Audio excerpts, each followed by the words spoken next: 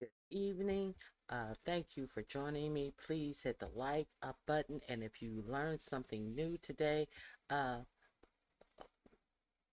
those are my goals. So, Doug Willie, I think that's what that is. Thank you for being here. It is good to see you. I think this is the first time I've noticed you in my chat, but I appreciate you coming. Jill's Comfort Zone, you as well.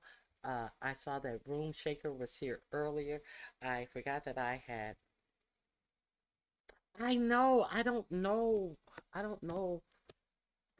I don't know what's going on with my microphone. Let me see. Hold on. Hold on 1 second.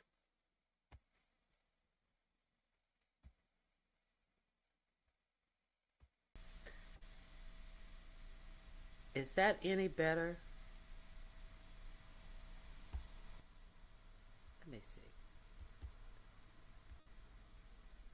Is this any better or is this worse? Is this worse or better? Let me see if I can get this.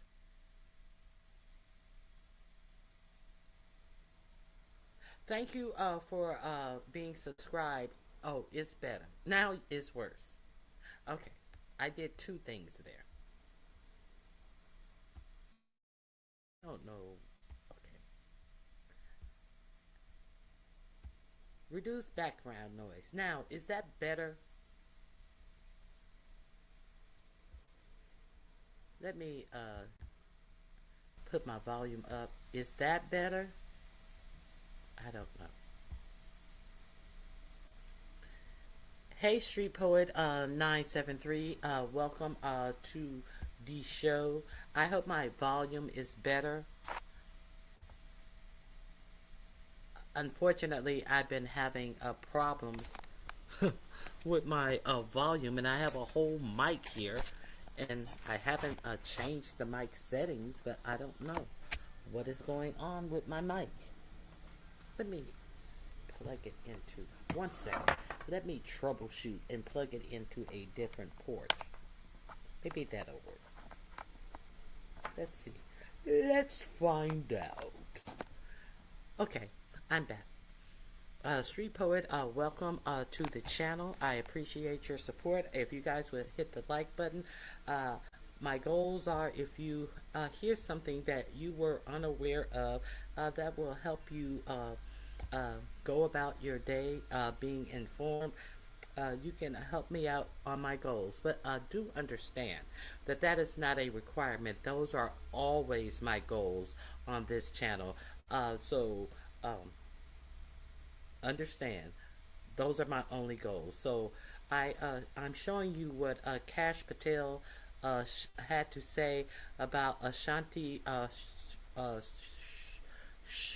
Shakur's passing. He said that he would not address her by her name, and she didn't fight for justice. She was a Black Panther who was allegedly. If you didn't see my videos a couple of days ago, I showed her attorney talking about the case, and she passed away in Cuba. I think it was on my Friday show that I talked about this, and yeah, the attorney talked about her case.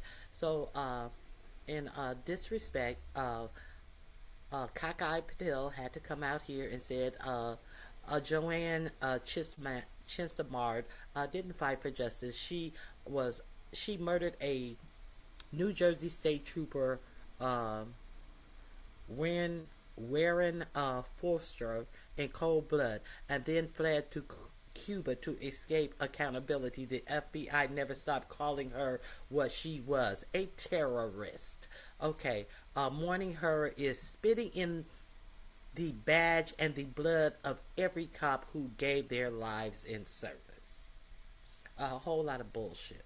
Okay, we're gonna talk about is this uh is this shutdown about furloughs or firings? What else do I have? President 4547 warned Sunday of. I have. Let me enlarge this. Widespread layoff if the federal government shuts down this week. I told you this last week. That Russell Vogt has said that he will take the opportunity to cut more departments that are not in that are not in the purview 4547's objective. So Russell Vogt had already said that. If you didn't hear that last week here, you are starting to hear about it now. If you don't know who Russ Vogt is, go watch my videos from last week. I've explained Russ Vogt even prior to this election, and Russ Vogt is a architect of Project 2025, and worked with the Heritage Foundation to put that all together. He was in 4547's administration, last administration, and this administration. Now, I see that today he is actually standing up with J.D. Vance and Caroline Leavitt to do press conference. Trying to act as if what they are doing is needed, and it's unfortunate when you heard 4547 came out yesterday and said, well, with this shutdown we can stop a lot of things permanently, and it's a lot, we can take people off. He didn't want to say take people off Medicare, Medicaid. He didn't want to say that, but that's exactly what he meant, and that's what this fight of this shutdown is all about. Let's be clear. Okay, I'm going too fast. I'm going too fast and too far. The federal government shuts down this week, telling NBC News that we are going to cut a lot of people that we're able to cut on a permanent basis. So, if it's because of the shutdown, is there any question? Is firings or furloughs? You have this for-profit media acting like they don't know when these people are going to get paid. They clearly said that they are going to cut people on a permanent basis. 4547 said that he was going to permanently close down institutions that the Dems like, and the Dems will be affected. So are they targeting Democrats? Let's get into it. Let's get into it. Let me see. I'm showing this because I've saved these, and sometimes I forget to go through and show these. The choice Eric Adams made today. Now this is Andrew Cuomo. The choice Eric Adams made today was not an easy one, but I believe he is sincere in putting the well-being of New York City ahead of personal ambition. Now, this is the current mayor, and Andrew Cuomo had to leave his office in shame. But he's talking about what's better for the city. No, it's better for you, Andrew Cuomo, that he has left the race, because there's fewer people to decide to vote on, and you're hoping that you will be able to get some of his voters, his black voters, to vote for you, because you guys are such Islamophobes that you have the audacity to spew all of this Islamophobic hate against the man who has struck a chord with the people by addressing what the people of New York City want. But you guys are. You have even got together with 45 and 47 and tried to devise a way to get Eric Adams out of the race. So now you're congratulating Eric Adams. It was rumored that 45, 47 was going to give Eric Adams some ambassadorship to Saudi Arabia until that information got out. So now Eric Adams said he was going to stay in the race, and a couple of days later he has pulled out of the race. So keep your antennas up for where Eric Adams lands. I'm pretty sure it's going to be somewhere that's paying him plenty of money, and somewhere that he has no meritocracy to be in. Because we know that 45, 47's administration do not care about merit when they are putting people in these positions in his administration or out of his administration. So I forgot to talk about the lady from Google who 45, 47 is demanding that they fire. I forget her position. I think she's the CFO, a chief financial officer at Google. They're demanding that Google fire her because she worked in the Biden administration. So private businesses, government business, college and universities, legal firms. He is demanding what people do in all of these areas. So if you didn't know that. Now, Andrew Cuomo lost so handily to Mondami that he wants to thin the race for mayor, so the votes are going to have to go to him or Mondami. He is under the thought process that people are, they're voting for other people, and that's messing me up. Daddy Trump, he went to Daddy Trump, a Democrat governor, went to Daddy Trump because they have so much hatred that Mondami is a Muslim. And these are all the tropes that they are putting out. Now, yesterday I showed you where 45, 47 said that that New York City will not be getting any federal funding if Mondami wins. So, basically warning the New York City voters, if you want federal funds, you had beher not vote him in for your mayor. This is coming down from the White House. If you didn't see my show yesterday, you didn't see my show yesterday. I was, let me see what you guys are saying.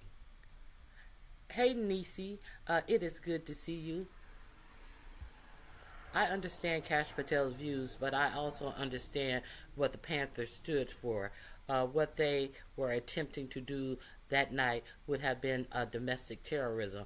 But yeah, it never came to fruition. I don't know what they were attempting to do, Street Poet. So I have no idea.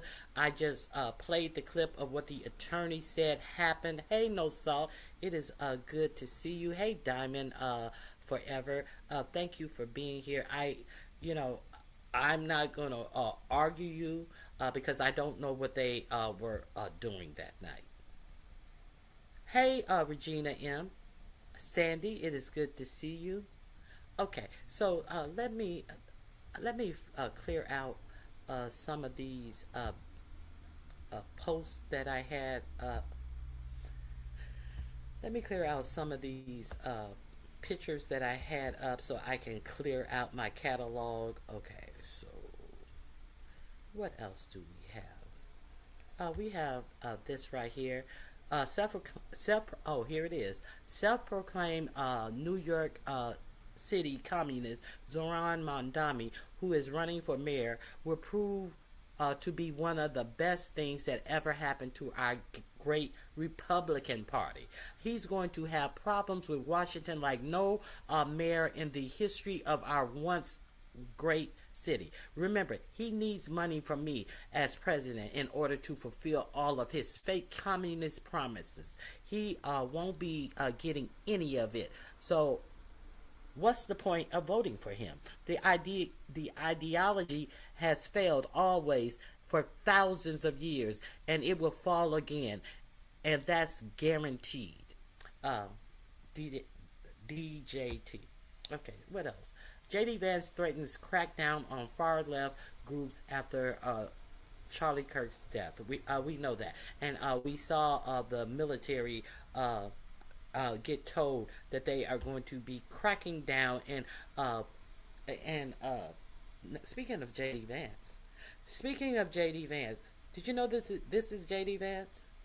Speaking of J.D. Vance, it seems like he had mastered his his eyeliner years ago. And we're going to talk about Argentina once again. Argentina, who the United States bailed out with $20 billion because they had the policies of Elon Musk, and Elon Musk took over the chainsaw and did the same thing. Our economy, our country is being ruined, and our farmers who voted 77% for 47. Our farmers are now suffering, and they're looking for a bailout. Scott Bessent got a text from Brooke Rollins. Brooke Rollins is the agriculture secretary. We bailed out Argentina, and in return, they went and bought soybeans from China. So we're gonna. I think we already talked about that. I don't know. I think we already talked about that. So let me get started. So they bailed out Argentina for $20 billion, and then Argentina removes any tariffs they had with China, and China went in and bought a whole lot of soybeans from Argentina. They've already been buying them from Brazil. There has been no soybeans purchased in the United States from China since May, and there are no soybean purchases on the book for American farmers. So 4547 said that they're going to take all the money that they're making in tariffs, and they're going to put together a package. It doesn't seem like they're rushing to put together this package. They're going to put together a bailout for the farmers. These people who voted for this, they have to pay twice the amount, at just like everyone else in the United States. But why are they getting a bailout? Could it be because they are Trump voters? I don't know. A whole bunch of dumb shit. This is who's running our government. So anyway, let's get started on the shutdown, shall we?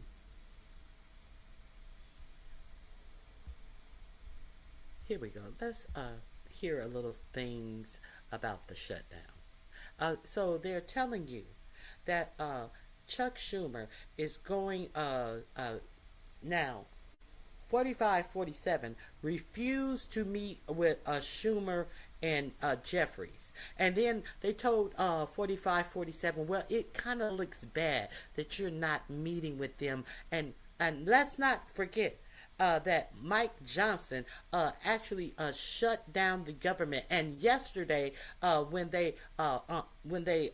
opened up the House, they opened up the House and immediately dismissed the House. They immediately shut it down. Now we have a congresswoman from Arizona, who they are refusing to pledge into her position because she will be the, I believe it's 218th vote that will demand that the Epstein files be released. Now, Mike Johnson also closed down Congress all last week because he said that, we have nothing to do here. Now, this is a government. This is a House and a Senate who has passed nothing but that big bloated bill.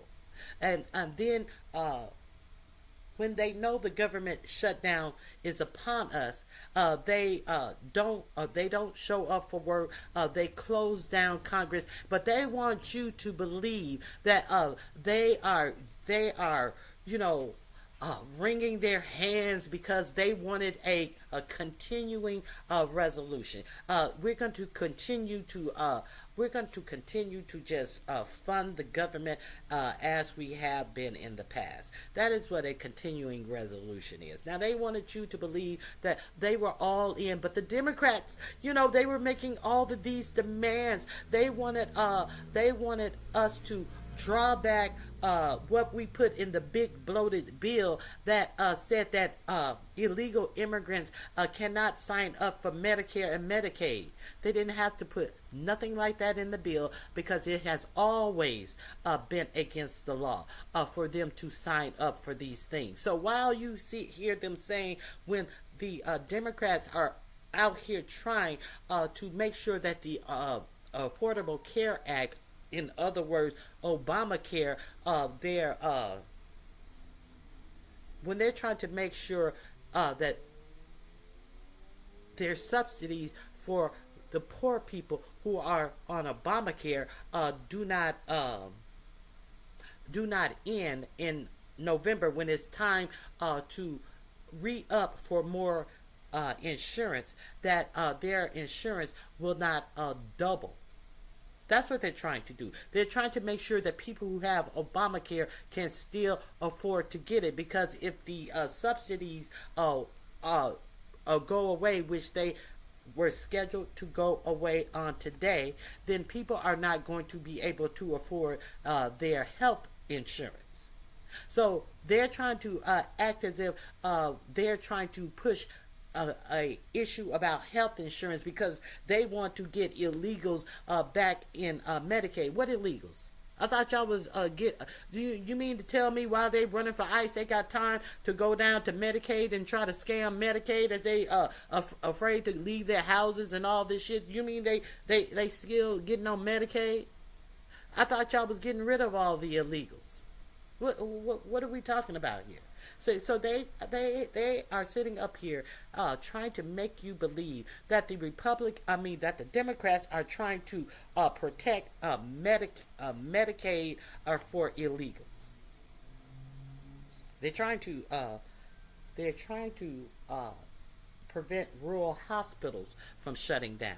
They're trying to make sure that people who are on the Affordable Care Act can remain on the Affordable Care Act. But I'm going to play for you a couple of little clips of Mike Johnson out here telling these lies and getting stopped in his track and being fact-checked in his lies, and he acts as if he doesn't hear the facts and continue to tell these lies. So you have people who are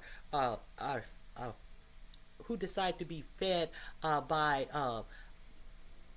right-wing media only, who hears this shit and actually believes this shit. They don't care if Mike Johnson said it and somebody fact-checked them. Oh my God, the news media, they're lying to me. Now, he was on with George Stephanopoulos. He was on with George Stephanopoulos, and he tried to shade George Stephanopoulos because ABC decided to pay $16 million because George Stephanopoulos said that 47 was convicted of rape as opposed to sexual assault. And even the judge in the case said that by a definition, they are one and the same. So instead of fighting the case, ABC decided to pay $16 million to make The case was something like $50 billion that they were trying to sue ABC for that.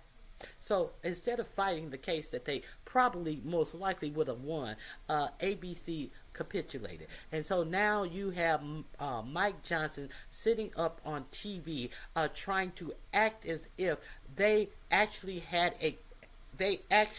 won a case that George Stephanopoulos actually did something that was improper and can't be trusted, but he's sitting his ass up on George's show on ABC and acting as if he's some inferior reporter as he sits up there and lie to the American people. Okay.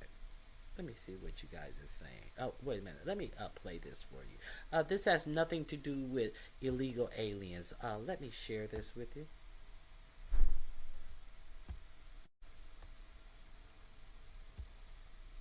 Thank you very much, Skinny, and thanks to this entire delegation.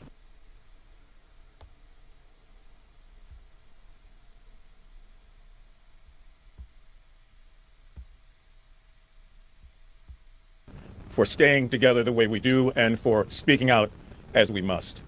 A couple of things. There's some deliberate redundancies here because the problem is very, very simple. The problem is Donald Trump. I want to thank those federal workers who have come out from various unions, who stand here with us. They are not here for form or fashion. They are here because they are patriots. They get up every day and put on their clothes and go into buildings and work to deliver services for Americans all over this country, and they don't ask, are you Democrat or Republican? They provide the service.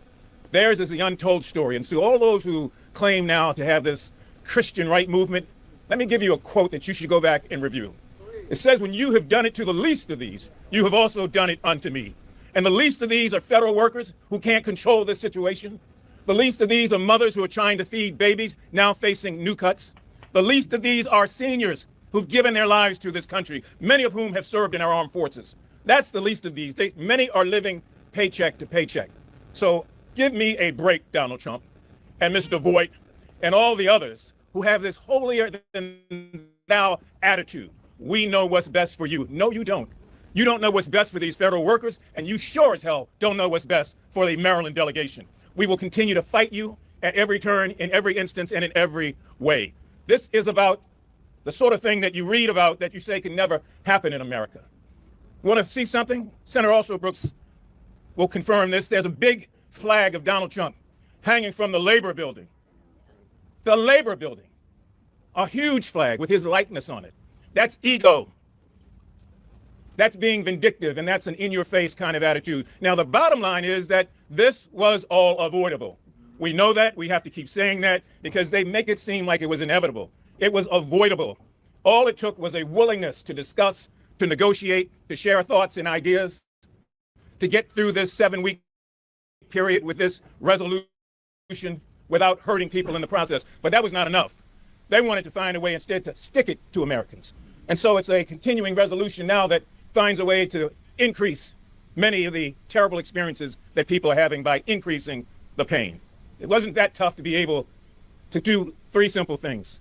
Stop the cuts, lower the cost, and save health care in this nation. It was just a 7-week continuing resolution. But when you get on your horse, Donald Trump, and tell your compatriots, Mr. Speaker, that it's okay to go your own way, go have a holiday, go have a vacation, go to Codell, do whatever you want to do. You don't have to worry about coming back to Washington. That was the message last week, so there was never any intention at all to try to find a way to work together. We want this government open, and we want Donald Trump and his minions to stop lying to the American public. This has nothing to do with illegal aliens. Nothing. There's already a federal law that prohibits anybody in this country that's an illegal alien to be able to take any claims onto monies and benefits. We know that. We know that. And Donald Trump knows it. We've got to find a way to ask today good Americans, some of whom we will never meet. They are Democrats, they are Republicans, and they are independents. And they know right from wrong. They know when you impose an evil sort of wicked policy on people, it hurts them.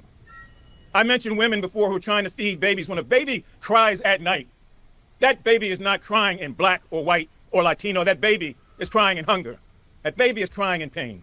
When senior citizens reach the point where they can no longer do anything except rely on their Social Security checks and Medicaid and Medicare, they're not doing that for form or fashion. They're doing it because of a solemn promise we made to all of them, that as the greatest, wealthiest, most powerful, most influential nation on the face of the earth, that they would never have to worry about that. And yet they do worry about it last night, and they are worrying about it today. So I want to just thank this delegation for its steadfast resistance to the foolishness that we see coming out of the White House, and to ask decent Americans, no matter what your party affiliation, no matter where you are in this country, put yourself in the roles of these people who are federal workers who are standing behind us. Put yourself in the role of those persons who are living paycheck to paycheck. Put yourself in the position of having an opportunity to make an influence and to change things. Call your representatives all over this country and tell them to do the right thing. Don't buy the hype, because the hype is for fools. I want to, if I might, bring forward somebody who... Okay, I hope he made that very clear. What this administration is lying about. But if it's not clear, I want to let you see what they are out here lying about. I want you to see them lie out of their own mouths about what's going on with this shutdown. And isn't it weird that J.D. Vance is out here blaming all this shutdown on Democrats? And do you know that J.D. Vance has voted, when he was a senator, has voted to shut the government down because the Democrats didn't have a mechanism to pay for the things that they wanted in government. It had to be paid for. You remember when the Republicans wanted to shut down the government and did not want to put things in the budget that Democrats want, because if they put something in the budget that cost something, they had to offset those costs by taking something out of the budget. Do you remember any of that? As J.D. Vance is out here switching his hips around, talking about what the Democrats are doing to you?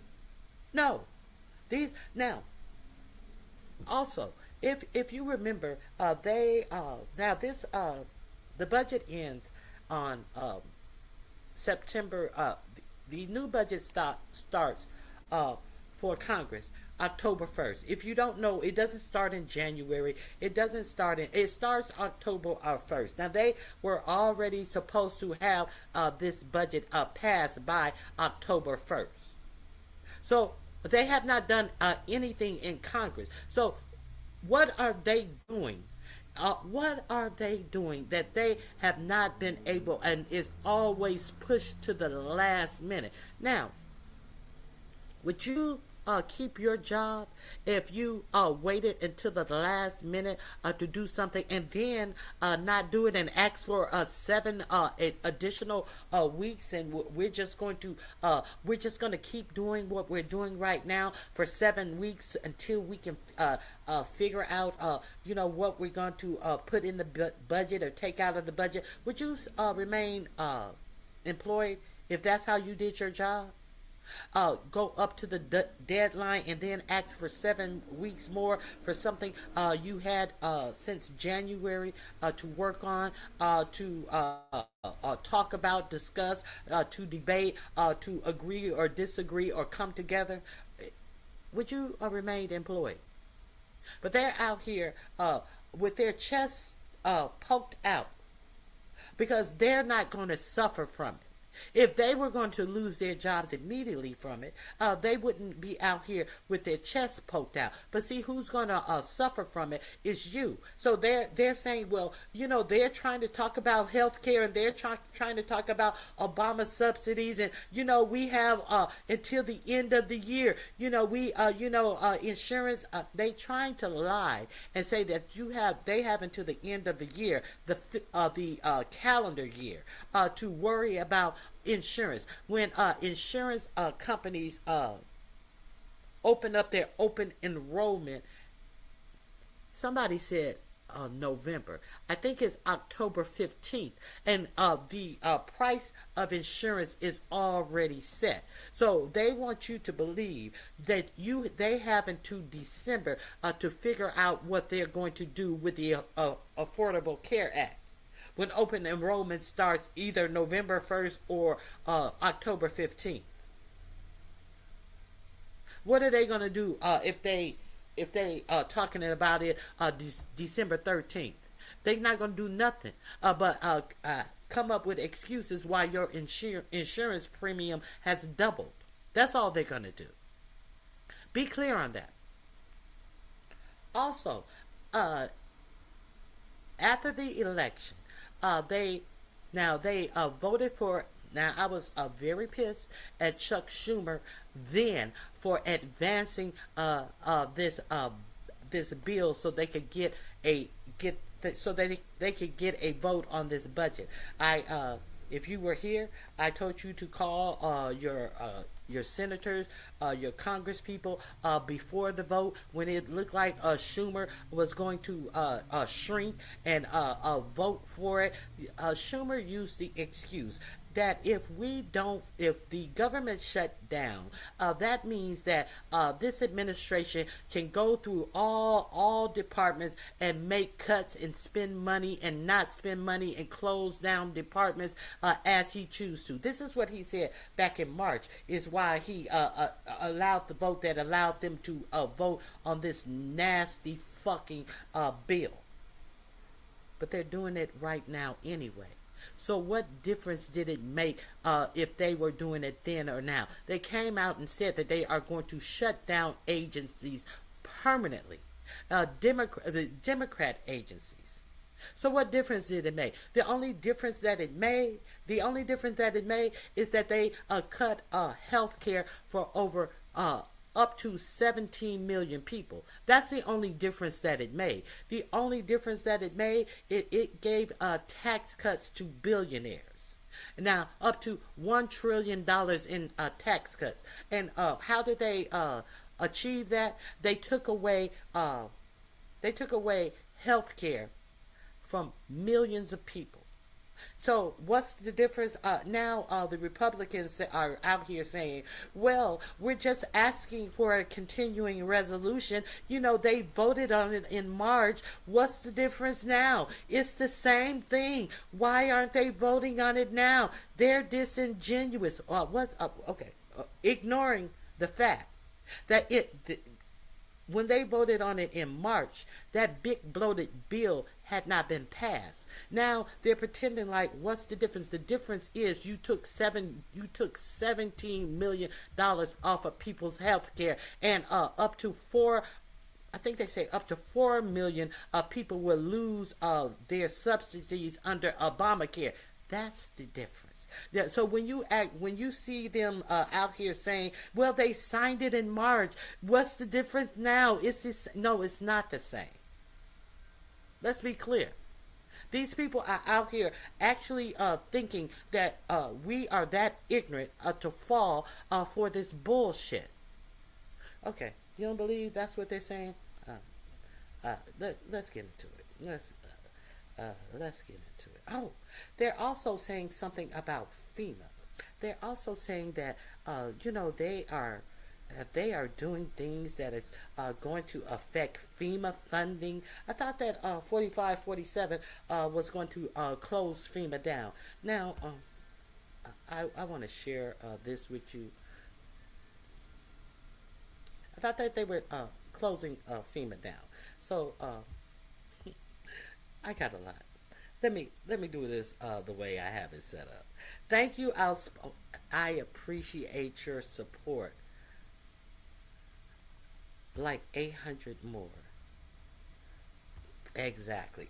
Yeah. So I just let me do this in order how I have it set up, because when I start going out of order based upon what I'm talking about at the moment, I'll do it how I have it set up. Okay.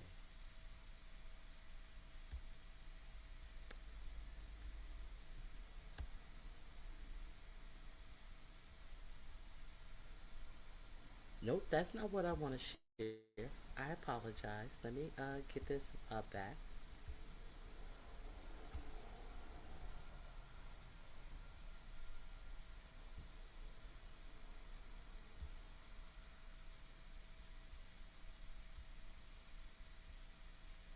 Here we go.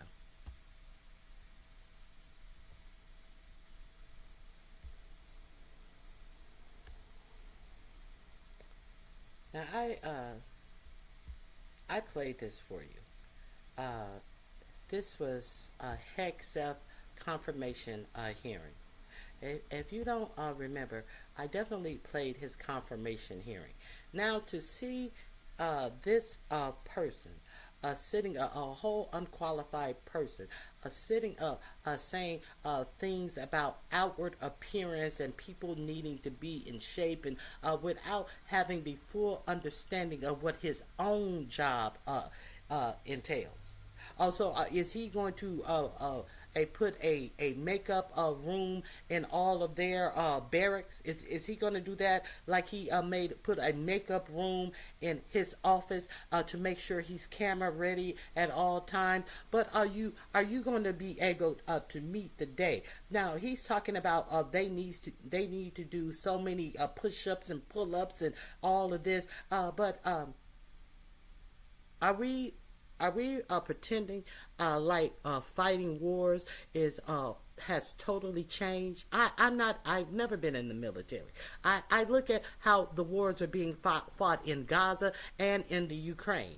And they are using drones to do most of the fighting, to go in and do most of the fighting, while he's acting as if they are washing people up on the shores of Normandy or some shit, and they gotta run. And I'm sure that that's part of it, but they are acting as if this is some World War II type of military.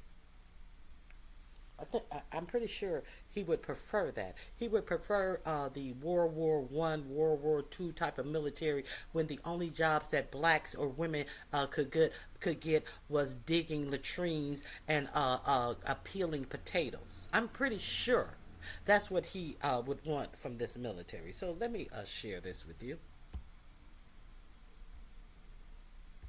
But Gil Cisneros wasn't having it. In less than 5 minutes, Pete Hegseth thought he could coast through this hearing with the usual talking points, but Gil Cisneros wasn't having it. In less than 5 minutes, Cisneros dismantled his record, exposed his failures, and hit him with a line so brutal it left the whole room stunned. This wasn't just politics as usual. It was a veteran calling out a Trump loyalist for putting power over principle, and the takedown was unforgettable. I recognize the gentleman from California, Mr. Cisneros. Thank you, Mr. Chairman. Mr. Secretary, so many topics to cover. I represent California's 31st District, located in Southern California, where you've deployed the National Guard and Marine Combat Battalion in an effort by this administration to provoke a confrontation. God only knows for what reason. As my colleague from Tennessee mentioned, the military has been activated before by the president, but let's tell the whole story. President Johnson federalized the troops after the governor of Alabama activated them to keep black students out of the University of Alabama. President Johnson did it so the students could attend the university. He did it for the right reason. He corrected a wrong. California did not ask the president for help, and the presence of the military is an effort by this administration to intimidate and incite fear and violence amongst its citizens. I apologize. This is not his confirmation hearing. This is when they were reviewing the budget. The budget that he had not completed. He came there with no budget at hand to give to the budget committee that was reviewing the budget. Kind of like Christine Nome did not have a budget. Kind of like Pam Bimbo. None of these administration head even had their budgets on time. None of them. So I misspoke. Hey, Kimberly Black, I hope your cousin is safe. And I was just curious if he was deployed in the United States or outside of the United States. Not where, just in after we heard what they told these generals and admirals, it is questionable where our military is actually being deployed to. That's the only reason I asked that. Now, if you remember, yesterday, 4547 said that it was like commonplace to deploy the military. Like, oh, they did it all the time. Now, he's putting it in context, telling the whole picture why the National Guard had been deployed in our states. So this is where we are. We are at the budget oversight, where they had no budgets. You failed at ensuring basic operational security by sharing classified data over an unclassified network. This was blatant, lazy, and put service members' lives at risk. And knowing that your office is a SCIF, I hope you are not bringing in your devices, your personal cell phone, or even your work phone, because that's not supposed to be in there either, right? Your cell phone, into your office to send these signal chat texts. Your blatant lack of basic OPSEC would have gotten you resigned, forced you to resign from any other administration. You're requiring 8% cuts across all services, not to save the taxpayers money, but to fund President Trump's pet projects. You talk about quality of life for service members, but yet you take $1 billion away from the Army that was meant to improve their barracks and their. You said that money, but we don't know that yet because we haven't seen a budget. If the president has projects he wants funding for, you need to come before this body and provide reasoning, not just shift money around. Right now, you are stealing from our service members, robbing Peter to pay Paul. Now you have repeatedly said that you will judge every individual on their merit. Is that true? Unlike the previous administration, You will yes, judge we are focusing simple yes on, or no. for our service Judge members, everybody how on their good they merit. are at their job, yes. But yet you are separating thousands of service members who are performing and doing their job at a high level. They are being separated not based on merit. You know, some of them have been recommended for early promotion and have gotten awards and are doing a great job. But you're separating for no other reason, and frankly, I think you just don't like them. And you're classifying many of them as a national security threat, which is simply not true. You asked the Secretary of the Navy to change the name of the ship, because Harvey Milk didn't meet your definition of warrior ethos. If a Korean War veteran and a Navy diver who gave his life for standing up for his beliefs doesn't meet your definition, I don't know what will. You keep talking about recruiting. Well, let's face the facts here, right? Recruiting started improving before President Trump even came into office. And the reason that changed was because of the investment that was put into recruiting. Now, I was at the Pentagon at the time, and I know how much we invested in it, and I know how much of the services. And when you take away that investment, you're going to get exactly what happened in President Trump's first administration. In 2019, we had the same recruiting crisis that, back in 2019 when he was president the first time. You continue to attack diversity, but I have always said diversity is about creating opportunity, and I have seen plenty of individuals, many of them enlisted members, who, when given the opportunity, have succeeded not because of their sex, not because of color, not because of their sexual identity, but because of their worth ethic and merit. Mr. Secretary, when using your definition of DEI, I think there's only one individual at the Pentagon right now who got his job based on that merit, and that is you, and you got it because of sucking up your boss. And with that, I yield back. Gentleman yields back. Chair. What makes this exchange between Gil Cisneros and Pete Hegseth so striking is that it breaks the mold of how congressional hearings usually go. Most members of Congress, even when they're being critical, tend to couch their words in polite language. Okay, the link is in my description box. We're gonna go on to what a officer had to say about that display that was exhibited yesterday in front of our generals who have served more of their lives in the military, only to be to have somebody who is inept at his job, who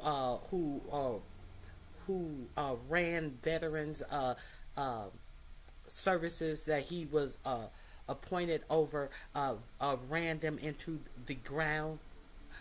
bankrupted the services that he worked at for veterans, admitted alcoholic, someone who can't even be loyal to his wives, as he impregnated the second wife when he was married to the first wife, impregnated the third wife while he was married to the second wife, who has allegations of actually S-ing another person on a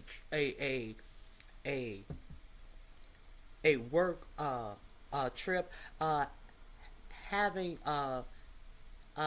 been reported by his subordinates as drinking on the job. And you guys noticed that when he did that weak ass little speech that he gave the generals, he had to step behind his podium and have a sip, and he had to verbalize, let me take a sip of coffee. If you're, why do you have to verbalize what you're drinking? People who are alcoholics don't put liquor in coffee cups. Okay, I digress. I digress. Let me share this with you. A furious naval commander speaks out. Let's get into this.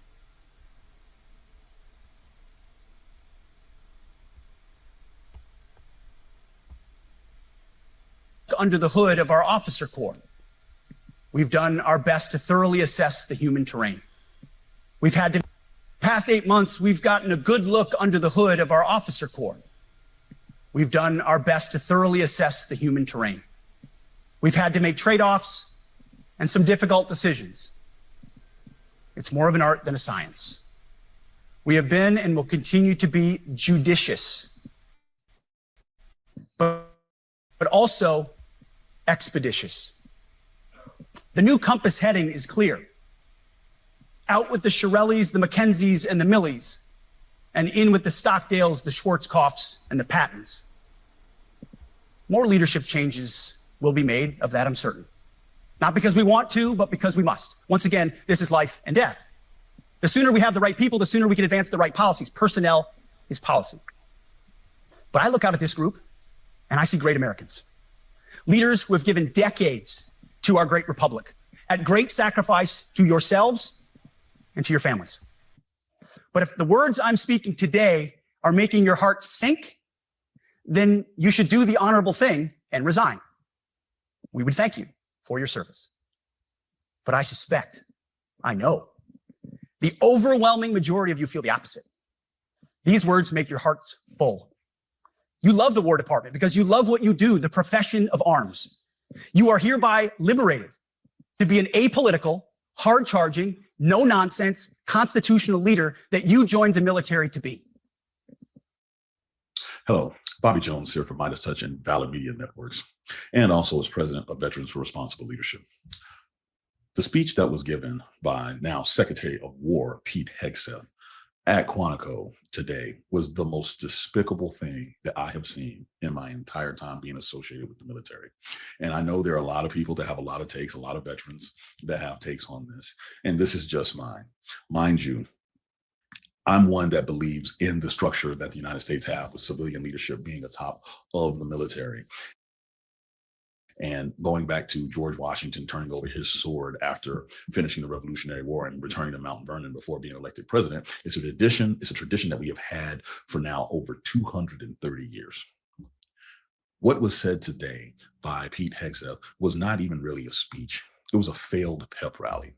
And in my entire time of being associated with the military, I have never seen such blatantly disregarding statements to actual active service members by leadership in my life. So let's go through a few of these things, and I'll show you why I have issues with what he said, while I will continue to stay on him in particular, because he should know better.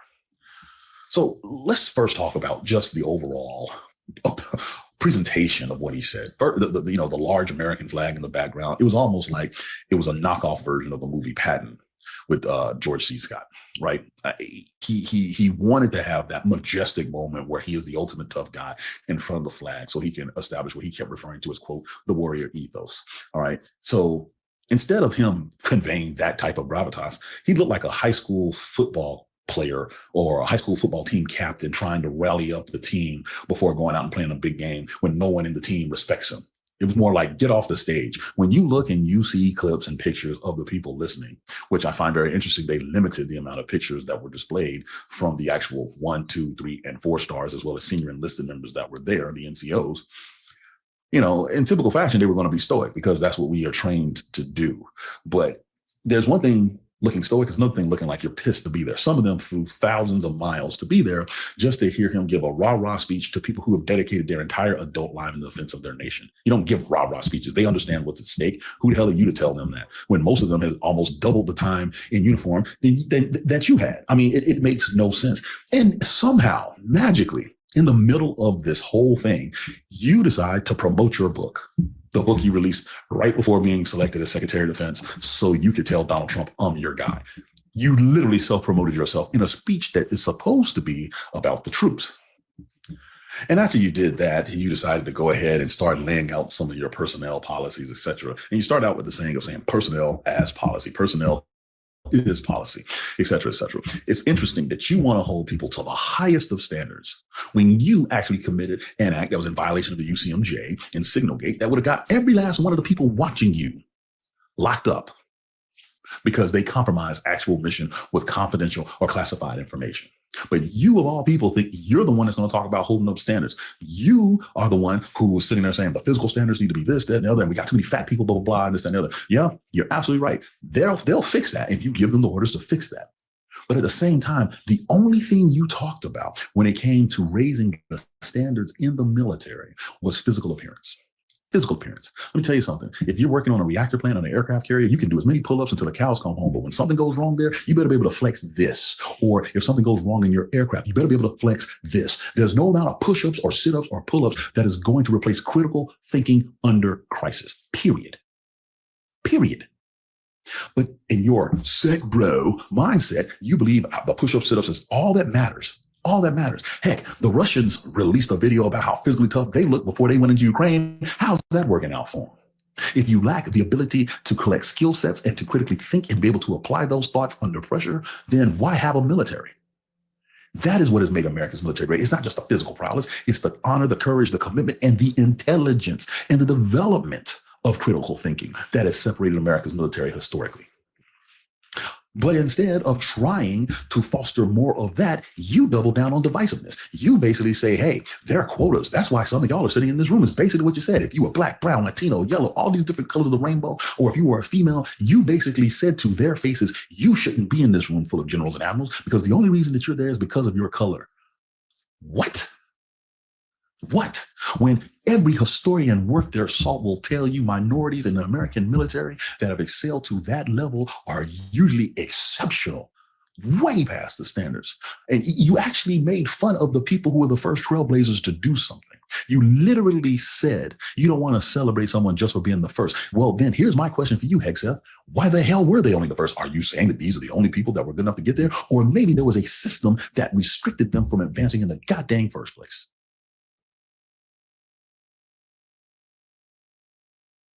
No, we're gonna pretend like we don't notice that. We're gonna pretend like we don't notice.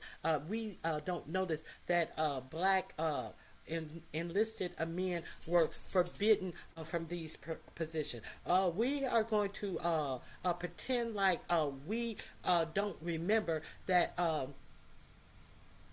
that the French, the people who were over the French military got a letter from our war secretary of war at the time, or Secretary of Defense, whichever it was called at the time, saying that they had to stop treating the black enlisted men like their counterparts, because the United States will have trouble with these men when they come back home to America, trying to be too uppity. You cannot congratulate the soldier. You cannot eat in the same hall as the black soldier. You cannot shake the black soldier's hand. The head of the military actually sent a letter to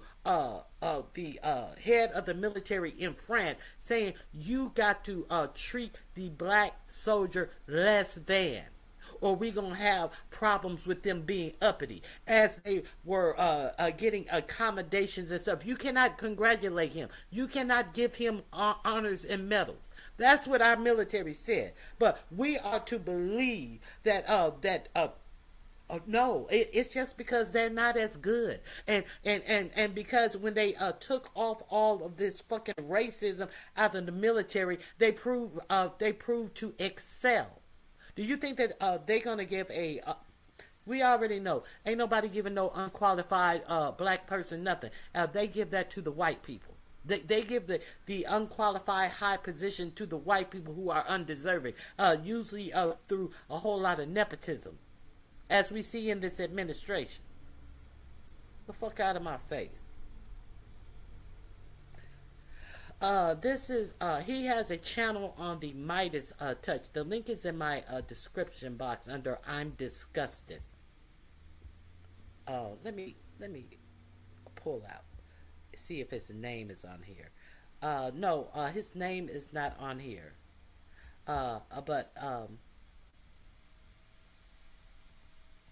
Yeah.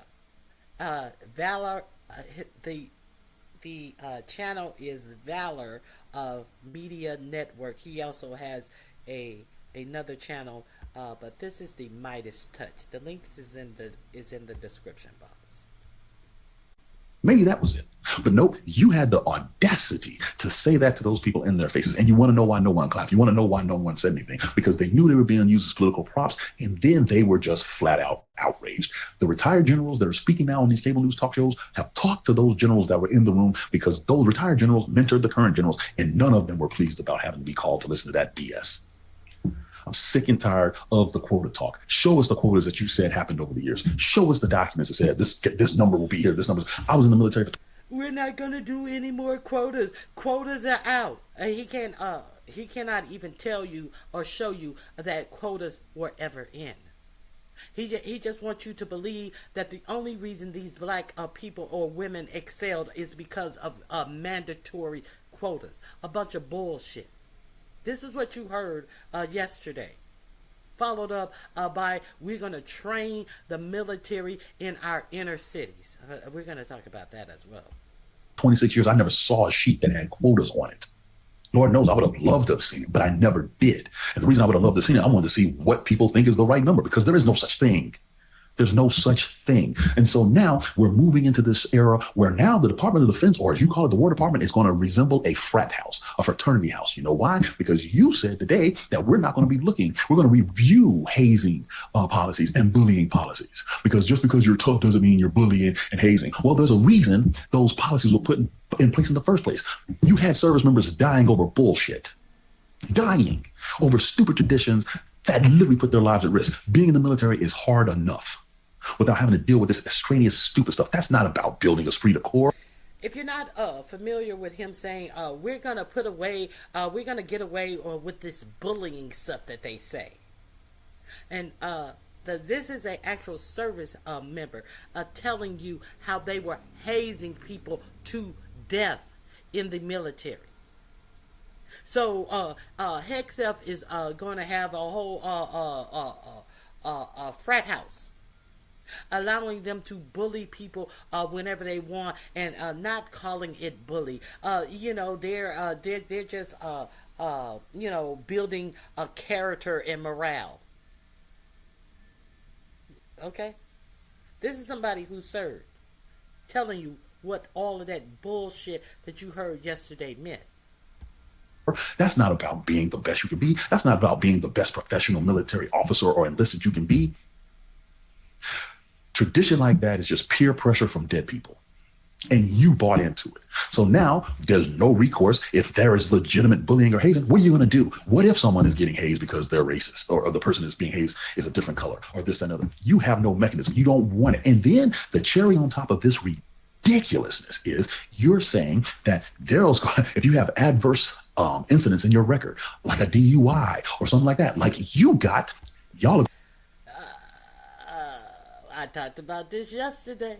I talked about it yesterday when he said, we're not going to ruin your life if you have some mistakes. We're going to let you live beyond your mistakes. In the military, we're going to let you live beyond your mistakes. Oh, really? What else? Now, I didn't even know he had a DUI. That's why a loser wants to let you make as many mistakes as you can, and they're going to be like the police department investigating their own police who, pulled out their gun instead of their taser mistakes and all of that, and they find no wrongdoing. Is this what our military is about to become? Who are they trying to attract? Let me go back a hair. Or something like that. Like you got, y'all are going to forgive it. Is you're saying that there's, if you have adverse incidents in your record, like a DUI or something like that, like you got, y'all are going to forgive it. Just going to wipe it to the side because everyone makes mistakes. No, you made mistakes. The people in that room did not. They had to hold themselves to the highest level of integrity, the highest levels of standards, and you could not meet those standards. You could not even get command of at the company level. That's goddamn 0304. And those of us who are in the military know what that means. You did not get your Ranger tab, from what I understand. Not special forces, just regular Ranger tab. But you are supposed to be the arbiter of what high standards are. You 3 times a divorce because you cheated on each one of your wives. You, the alleged beater of one of them. You, the DUI person. You, the person that literally ran 2 nonprofits that were supposed to help military people into the ground. You're the one that's delivering that message. Are you kidding me? Are you kidding me? And then you have the nerve to question if a person of color or if a woman has earned the right to sit in that damn audience. You think you should be the arbiter of who they are and if they're good enough to be there, when you weren't even good enough to make my rank. It's ridiculous.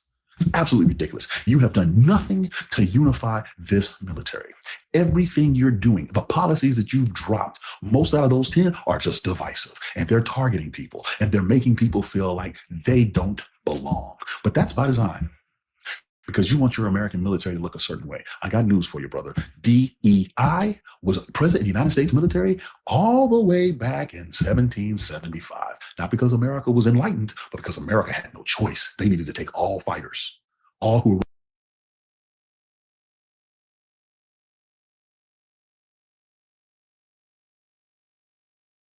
willing to stand up to the largest and most powerful military in the world when they did so. That was black, that was Asian, that was freaking Native, that was women, that was all sorts of types that fought. That is the history.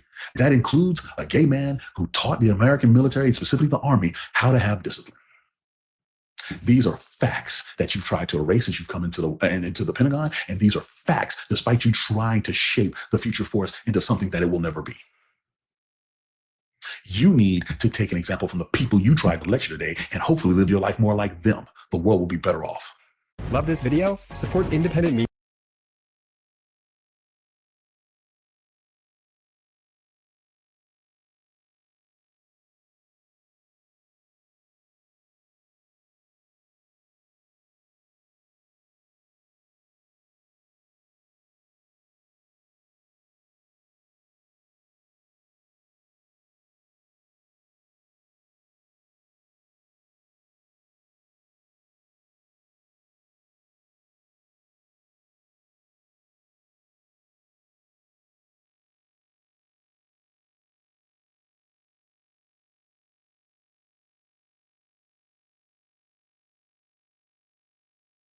They use it, a Civil War type issue between the right and the left instead of having the government work for all of us.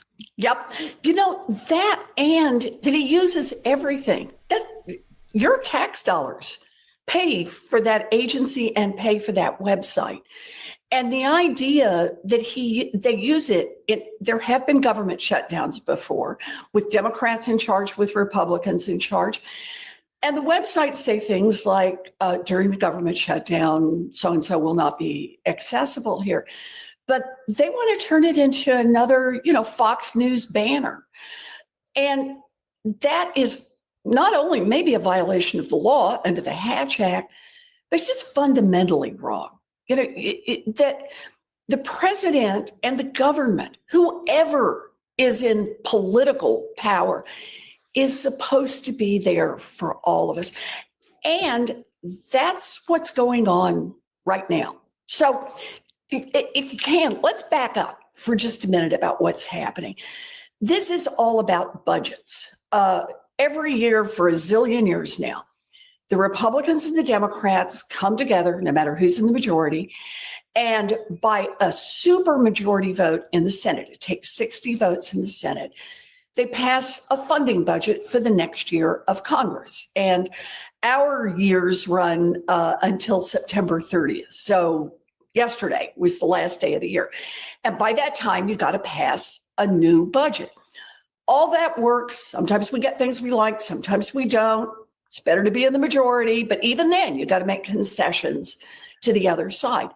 In July of this year, the Republicans, all on their own, said, we know what that budget is, but here's the deal. We are going to roll back health care for 15 million Americans. We're just going to cut them out of our health care rolls. And we are going to drive up the cost of health insurance for pretty much everybody in the country that has private insurance or insurance through their employer. And why were they doing that? Because they wanted to find $1 trillion that they could give away to billionaires and billionaire corporations in tax goodies. Okay, so that's the deal. Democrats all voted no. We yelled as loud as we could, but they passed it with 50 votes. They had the power, and so they passed it. Now we come around to the budget.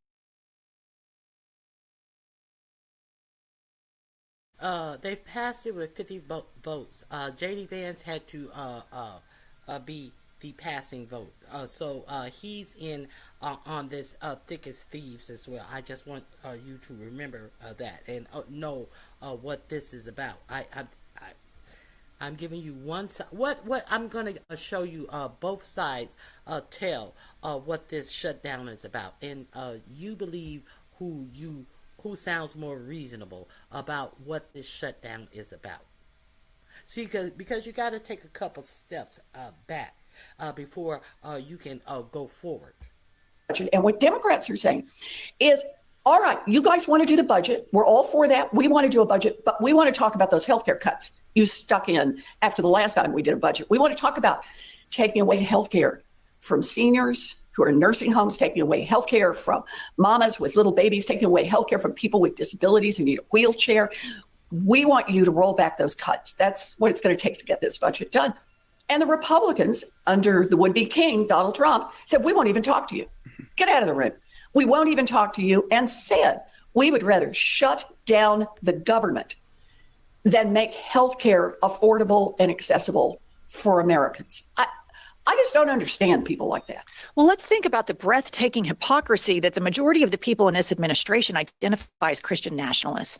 And the central character of Christianity, Jesus, was radically empathetic to the poor and the sick. And yet this administration constantly attacks the working class and the poor, and then tells you the 1% you should be worried about are these immigrants who are good, hardworking, actually the majority of them religious people of the same faith that they are, or trans people, which are less than 1%. Meanwhile, these downright diabolical billionaires, when they're not kissing Trump's ass, are taking corporate welfare subsidies from the American taxpayer. And it is just unbelievable, the whiplash and the hypocrisy from the party of family values, from the party of Christianity. And then when it comes time for them to show us what their faith means to them, when it comes time for them to show the American people that they are empathetic or care about every American, instead, they demean the poor, and then they try to blame people like you and Bernie Sanders, who have never had to change your political position.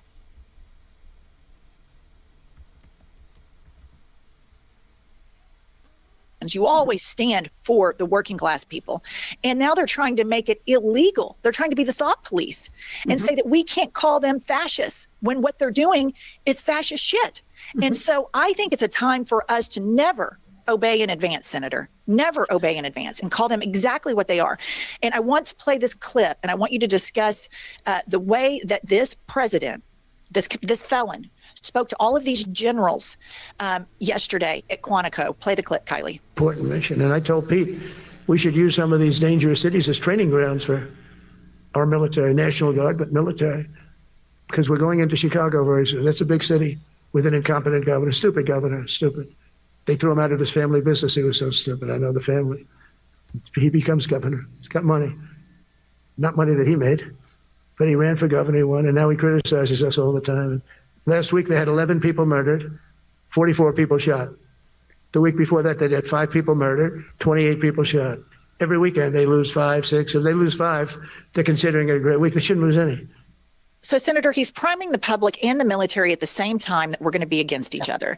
And this, if anybody is a student of history, this is what fascists do. This is what autocrats do. What is your take on how dangerous and disrespectful that is to not only American citizens, but also to these career-serving patriots that have served in our armed forces? Boy, you hit the 2 words, dangerous and disrespectful. You know, all 3 of my brothers served in the military. One of them was career military. My oldest brother, John Reed, 6 years off and on in Vietnam. My brothers served proudly, but my brothers weren't trained and my brothers didn't sign up to go after fellow Americans in our cities. That's not what they did. My brothers were willing to put their lives on the line because they wanted to defend our country from foreign adversaries. And for this president to turn that around and say, no, he wants to be able to use the military for political purposes. He's used them before as political props. He wants to be able to use our military, and he wants them to use as a training ground our cities. It is fundamentally wrong, and it's exactly as you said. Watch what he does. He kind of puts it out there and then pulls it back a little bit and then puts it out a little further and tries to get the American people to adjust to the idea that we're going to see armed soldiers walking our streets. That's not what we do in a democracy. And I often think, where is the moment when you just stand up and say, we can't do this anymore? What this man is trying to do to our democracy. And I want to say here, with the help of spineless Republicans in the Senate and in the House, is to take away the very foundation of our Constitution. And for the rest of us, it's time to stand up and be counted. It's time to say, no more of this. I am Okay, the link is in my description box. Hey, Lue, Yada, I'd love to hear both sides of this argument. Yeah, you're about to hear it now. If you stick around, you're going to hear both sides of this argument. Like I said, you must have just come in. So I'm going to show both sides of this argument. So let me share with you this, and you decide which side makes sense to you. Let me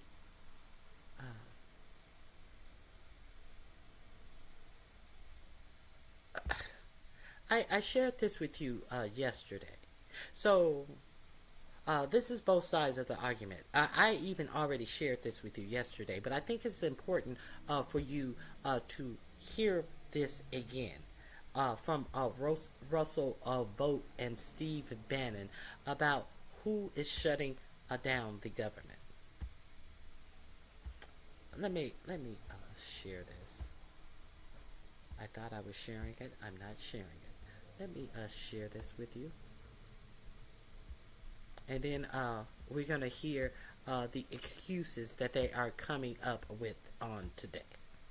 I played this for you yesterday. That was before the government had shut down. Be clear. Here we go. Let me share this with you again. Now they're talking about shutting down the government. Let me holding the bag. The average American had a worthless coin. That's what's happening here with the soybeans. Now, Caroline Leavitt is saying here that the Democrats should not shut down the federal government while all this is happening. But unfortunately for her, Russ Vought admitted that it's not Democrats shutting down the government.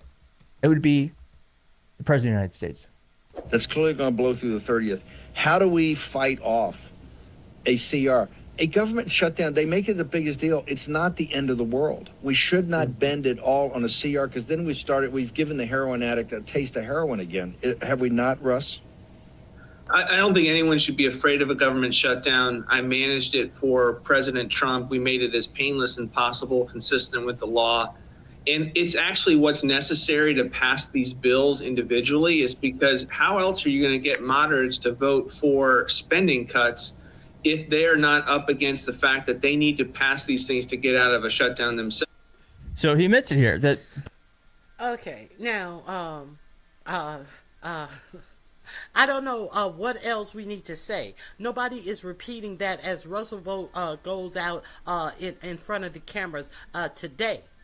Russell Vogt, the last time that there was a shutdown, it was under 45-47, and Russell Vogt, one of the architects of Project 2025, was in the Office of Management and Budget, the same position that he has now, when he sat there and said that it is the president who is shutting down the government.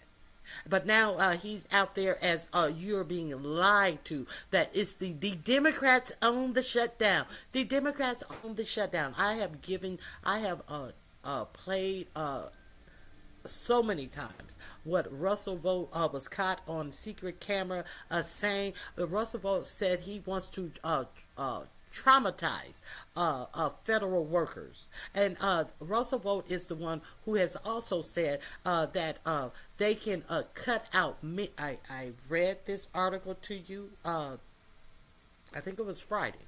I read this article. Russell Vogt said during this shutdown, they can eliminate many more departments. Now, this is a Project 2025 guy. This is somebody who wants policy only to protect millionaires and billionaires. Okay. Let me see if there's any more. Him and Steve Bannon. He said that he managed it well the last time. The last time that there was a government shutdown was in 45-47's first administration. I said it lasts 17 days. It lasts something between 32 and 35 days. So they feel like, oh no, we can do what we can within the law. But what is the law at this time? What is actually the law this time? Because this administration has overstepped all constitutional laws and values of this state, of this nation, shall I say? So are we still playing games? Let me see if there's any more. President of the United States wants to shut down because it's actually what's necessary to pass the bills individually. So Donald Trump wants this. He's going to get it. Democrats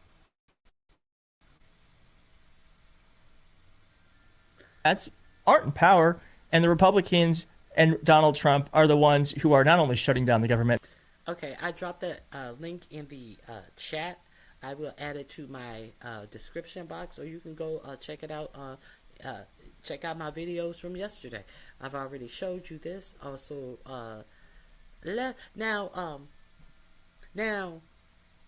the Speaker of the House wants you to believe that they were concerned about passing this continuing resolution. But let's see what happened. Let's see what happened in the House on yesterday. And were the Republicans ready to vote yesterday? Were they ready to vote last week when Mike Johnson shut down the House? Will they be ready to vote next week when they won't come back to the House until Friday? So who's doing what?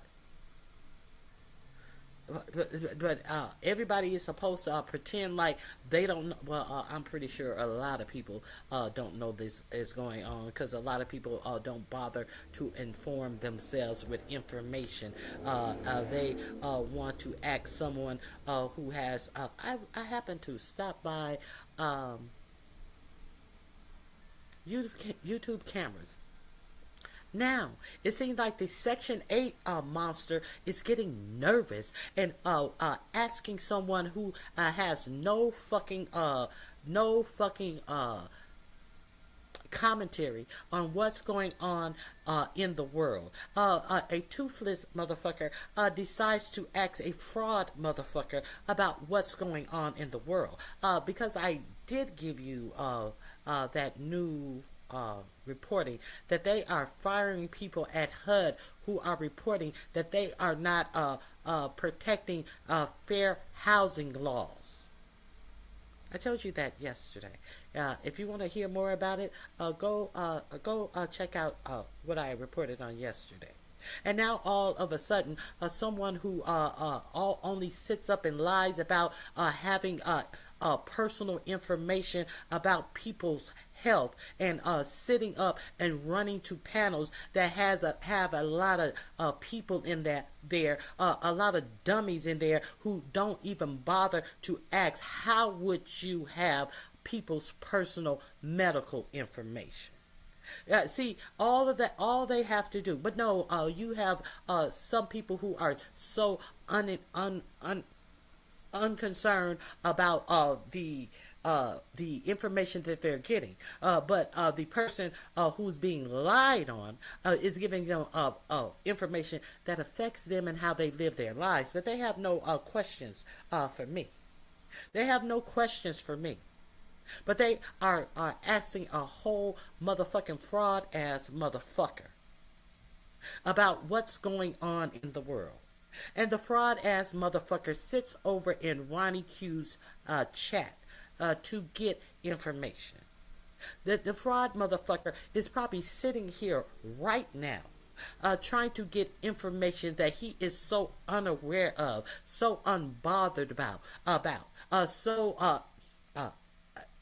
don't have the time to look up shit that affects you and how you live your life. And when he finds out what affects you and how you live your life, he doesn't say anything about it. He wants to keep it secret. A whole fucking clown out here. Two clowns are talking together about information that they dare not say where they got the information from.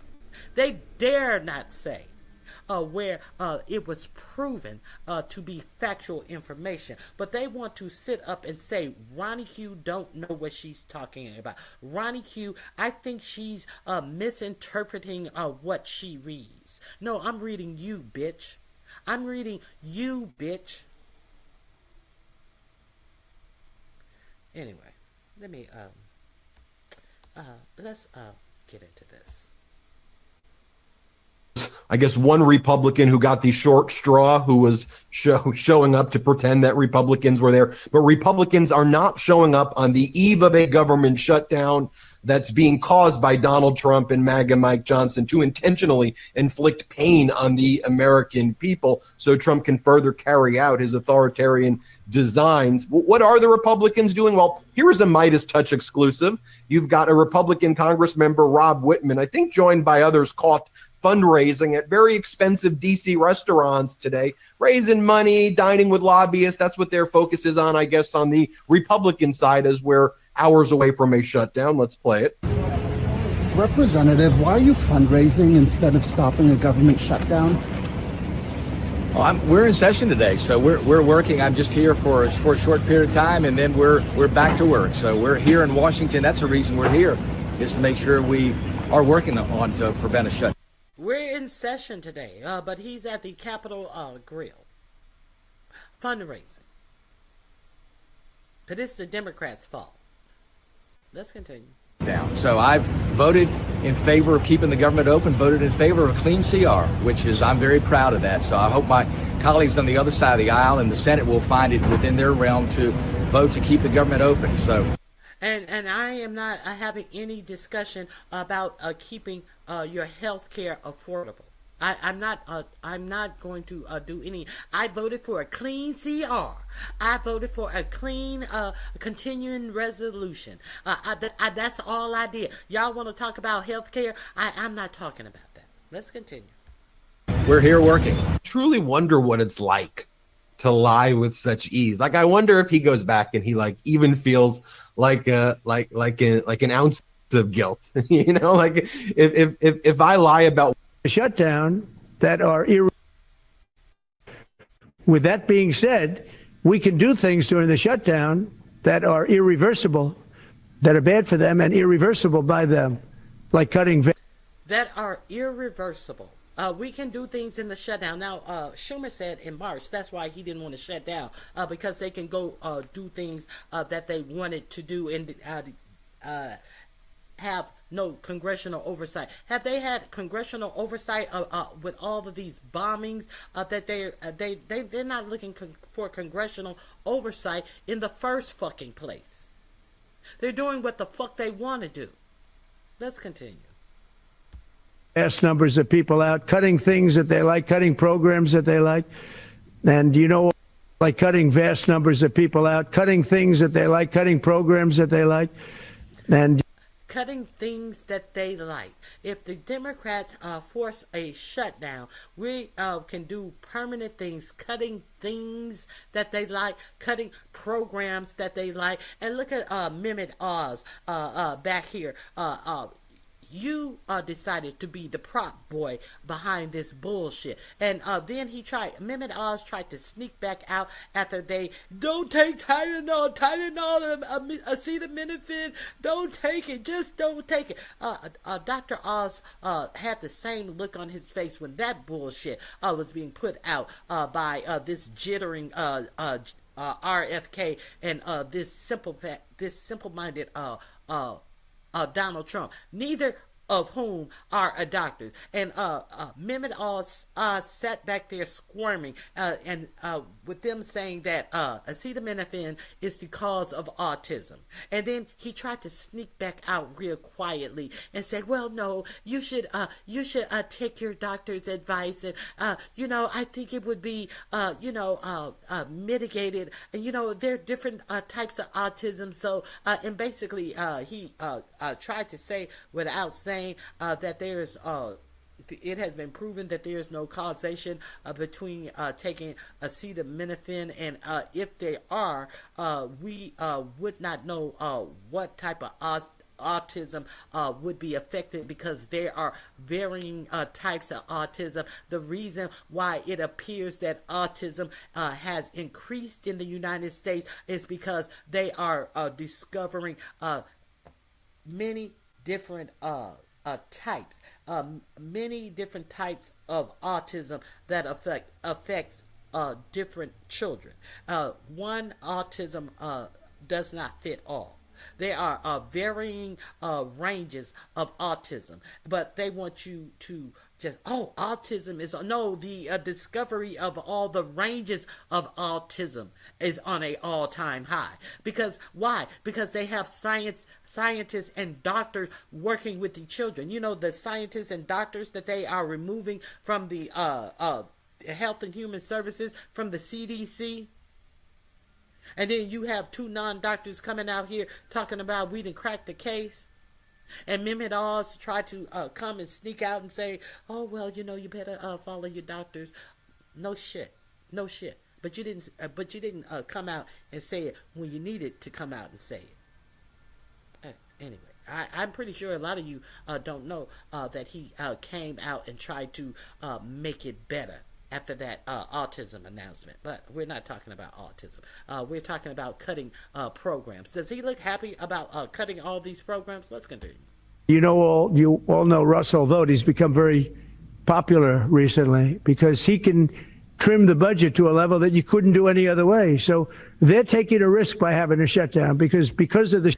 Russell Vought, he can trim a budget like no one else. Yes, I introduced my community to Russell Vought prior to the election. Yes, if anybody watched me, they already know about Russell Vought.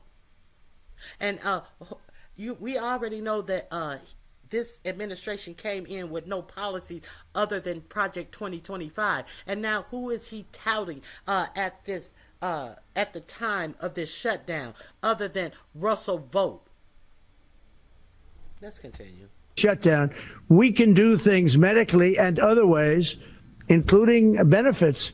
We can cut large numbers of people out. We don't want to do that, but we don't want fraud, waste, and abuse. And we can do other things, including benefits. But you weren't supposed to say that out loud. You weren't supposed to say that out loud. Let's go back. Of people. We don't want to do that, but we don't want fraud. We can do things medically and other ways, including benefits. We can do things, because of the shutdown, we can do things medically and other things, including benefits. Now, the sticking point is about medical benefits, and now he's telling you that he can cut more medical benefits, do things, more things medically, including benefits during this shutdown. And you think he's not going to do it? But they act like none of this happened. They are there now. I'm going to show you them saying that it's all the Democrats' fault, and in the bullshit that they say.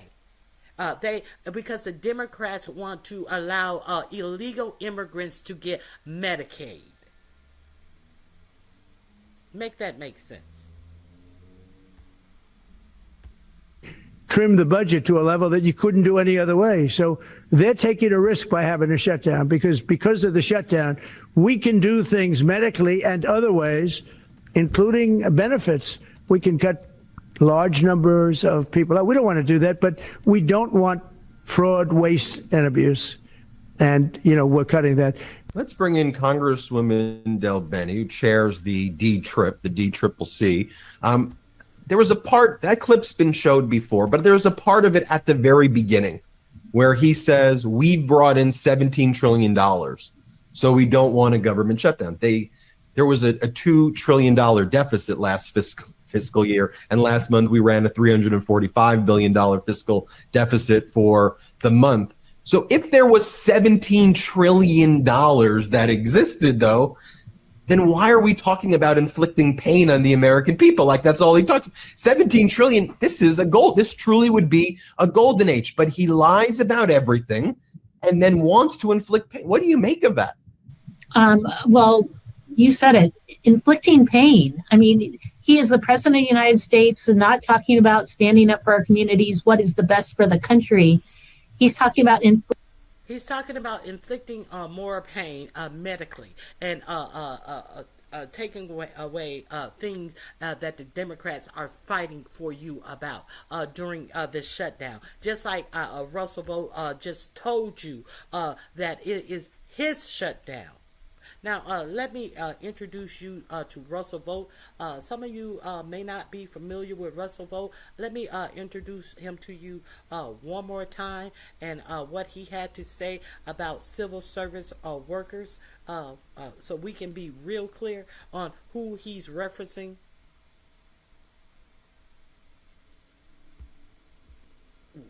I want you to be real clear on who Russell Vogt is.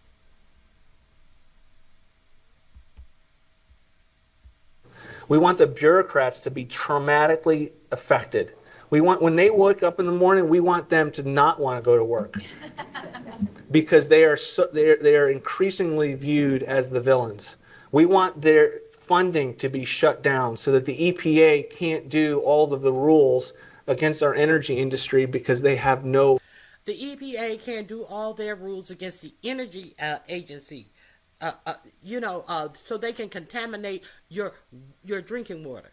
So they can have flash mudslides going on. So the millionaires and billionaires can build up these data centers in your backyard and pump out all of this toxic gas that is killing you because they don't even bother to get a permit to run these turbines that they are cooling all of these data systems in, like Elon Musk did with Grok, which is poisoning all of the homes around it in Memphis, Tennessee. If you were paying attention to Ronnie Q giving you the news, you would already know this. And you would already know about all of the other data centers that are doing the same, that are leeching off of your water and increasing your water bill, that are leeching off of your electricity because they use a abundant amount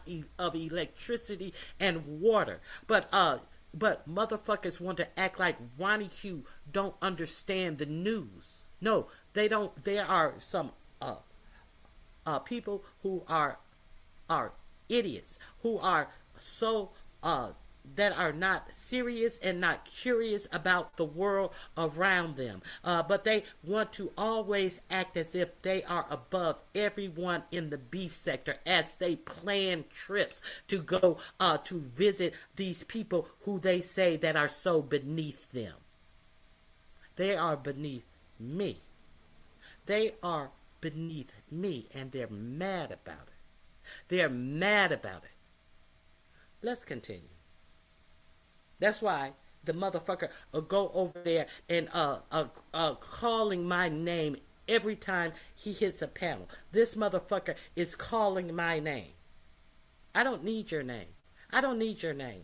The simple fact that you are such an attention whore and that fucking slut that you used to fuck are such attention whores that every time someone has numbers, you're clicking the panel shows that you are beneath me.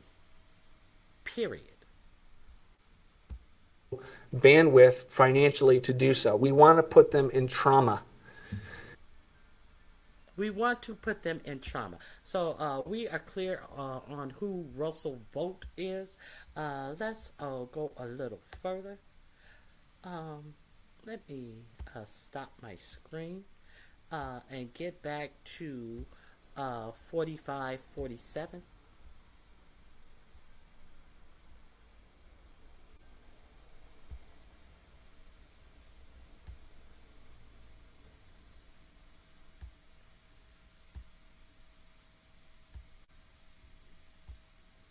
Inflicting pain if he doesn't get what he wants.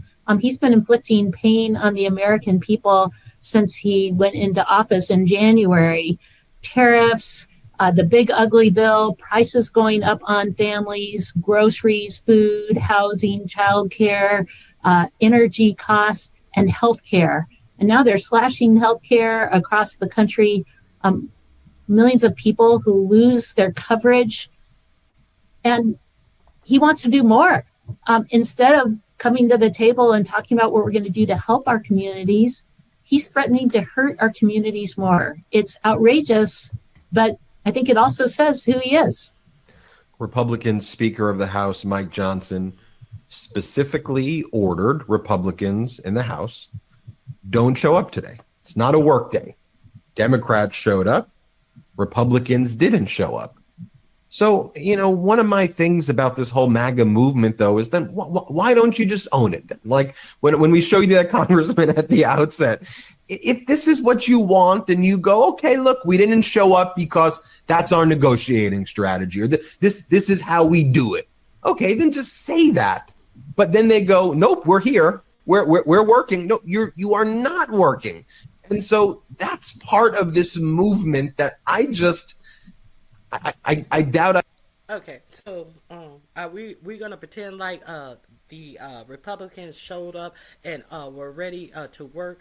They were not ready to work. The only thing that they have in plan for you, I played it when Russell Vogt and Steve Bannon was talking. That's the only thing that they have in plan for you, the American people, to inflict more pain on you and to ensure fewer of you have medical insurance so you will die. Play the clip. I told you we have $17 trillion being invested, so the last person that wants it shut down is us. Now, with that being said, we can do things during the shutdown that are irreversible, that are bad for them and irreversible by them. Like cutting vast numbers of people out, cutting things that they like, cutting programs that they like. And you all know Russell Vogt. He's become very popular recently because he can trim the budget to a level that you couldn't do any other way. So they're taking a risk by having a shutdown because of the shutdown. We can do things medically and other ways, including benefits. We can cut large numbers of people out. We don't want to do that, but we don't want fraud, waste, and abuse. And, we're cutting that. Let's bring in Congresswoman Del Bene, who chairs the D-TRIP, the DCCC.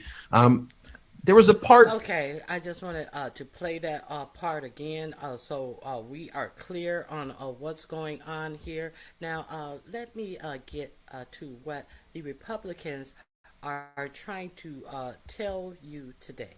I told you I was going to let you hear what they are telling you today, and all clear on Russell. Thanks, Lou A. Now I want you to hear the other side. I just wanted you to understand what the other side is not telling you, but now I want you to hear what the other side is saying. And as they are being fact-checked, they continue to lie. Now, this is Mike Johnson speaking with George Stephanopoulos. Let me share that with you. Let me share this with you.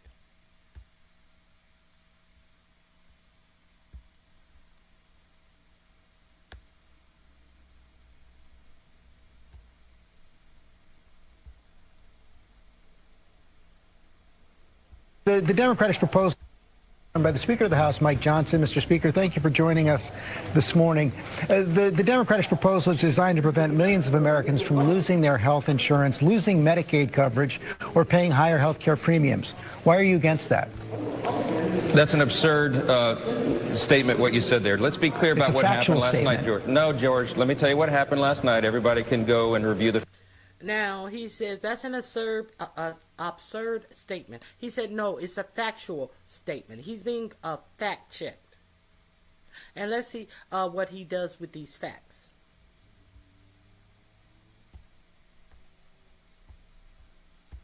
Morning.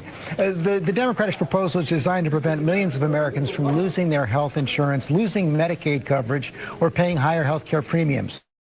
Why are you against that? That's an absurd statement, what you said there. Let's be clear about what happened last night, George. No, George, let me tell you what happened last night. Everybody can go and review the facts for themselves. 44 Senate Democrats voted to reject a clean, nonpartisan continuing funding resolution to keep the United States government open.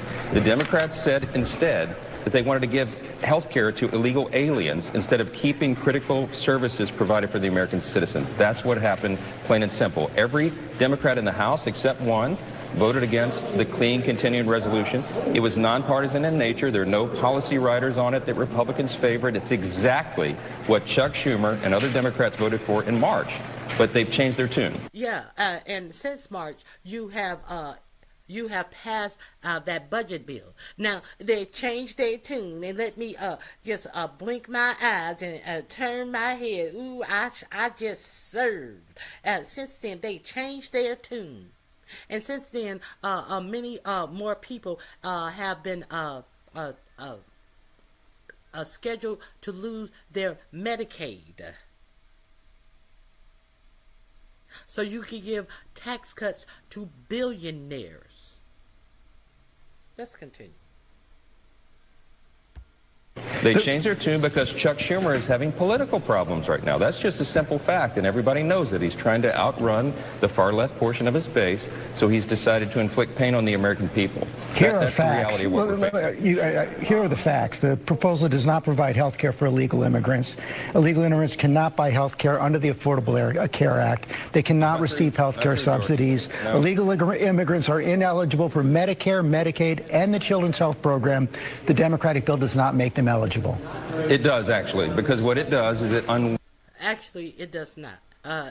Even whatever they unwind that you guys put in the bill that they want to unwind, it was always illegal. What he said was always illegal. So you mean to tell me that the Republicans just decided to put in this big bloated budget that it will be illegal in 2025 for illegals to get Medicaid and child child care and all of this other shit that it's never been legal.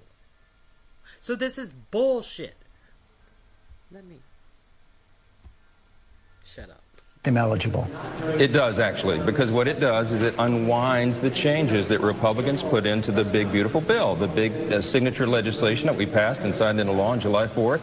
That has been very successful in shoring up Medicaid for the people who are actually eligible to receive it. What we did in the bill, and the CBO just verified this 3 weeks ago, the Congressional Budget Office, the nonpartisan arbiters of everything up here, they said that those provisions have helped to reduce premiums. Why? Because we got ineligible recipients off of Medicaid, illegal aliens. The CBO did not say that. I just want you to understand this. And able-bodied young men who are riding the wagon who are not eligible to be there. Medicaid is intended for specific populations of U.S. citizens. That is young, pregnant women who are down on their luck, the disabled and the elderly. Those resources are being drained from those folks, and so we fixed that. We reduced fraud, waste, and abuse. So, is that who Medicaid is designed for? People who are down on their luck because these people won't get up out of their basements and get a job. Now let's be clear that there are more people in the United States looking for jobs than there are jobs for United States workers. Let's put that into a clear view. Let's also understand that there are millions of workers who are working, and the only health care they can get is Medicaid. Let's be clear. Medicaid is not just for people who refuse to work. Many working people can only be approved to get Medicaid for any type of insurance. What about those people? Are we gonna pretend like these unemployed or underemployed people do not get to go to a doctor when they're sick in a country that is taking care of from Israel to Argentina, Israel who has universal health care. Argentina, we're bailing them out, who has universal health care. But you're sitting up telling me in your country where you don't even have enough jobs for the people who need jobs, and some of the many of the people who are working jobs are still on Medicaid, that they don't have the right to go to a doctor when they're sick because it's a choice of their own. As we send billions of dollars to other countries. The fuck out of my face. That's the other side of the story. The program, Chuck Schumer's counterproposal on the CR would reverse that. That is a simple fact. The CBO did not say that about illegal immigrants. You've made your point right there. Let me ask you about President Trump. He had another... The CBO did not say that about immigrants. You've made your point. He fact-checked him. The CBO did not say that about immigrants. And the more that you try to... I'm just telling you... when you talk calm while lying, it's still a lie, motherfucker.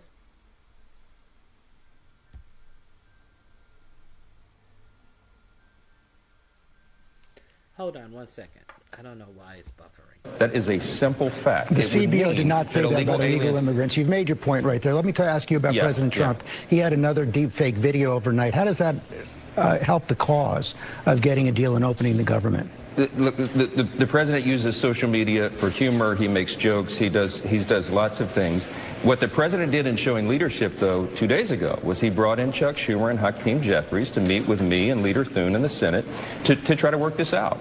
He gave them unlimited time. They had in the Oval Office, and they would not come to the table to do exactly, George, what they themselves have said repeatedly over and over and over. We have a highlight reel playing on my social media that shows Chuck Schumer in his own words for the last decades saying that a shutdown would be dangerous and disastrous and reckless. And now he is the one leading his party off that cliff. There's one question that Senate Democrats have to ask today. How long are they going to allow Chuck Schumer to do this to them so that he himself can get political cover from the far left corner of his base? He believes he's going to get a challenge for the Senate from AOC. That's what changed his mind.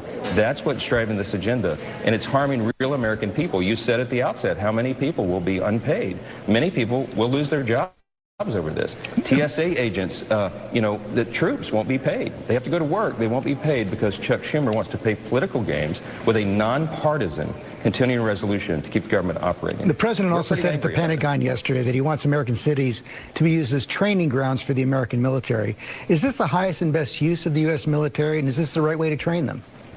I don't serve in the Pentagon. I run the House of Representatives. And what we need to be talking about today is real harm that the American people are going to feel because of what Chuck Schumer is doing. Let me tell you what's going to be hold on a second. As Speaker of the House, do you answer the question? As Speaker of the House, do you believe it's appropriate to use American cities as training grounds for the U.S. military, calling those people in the American cities the enemy within?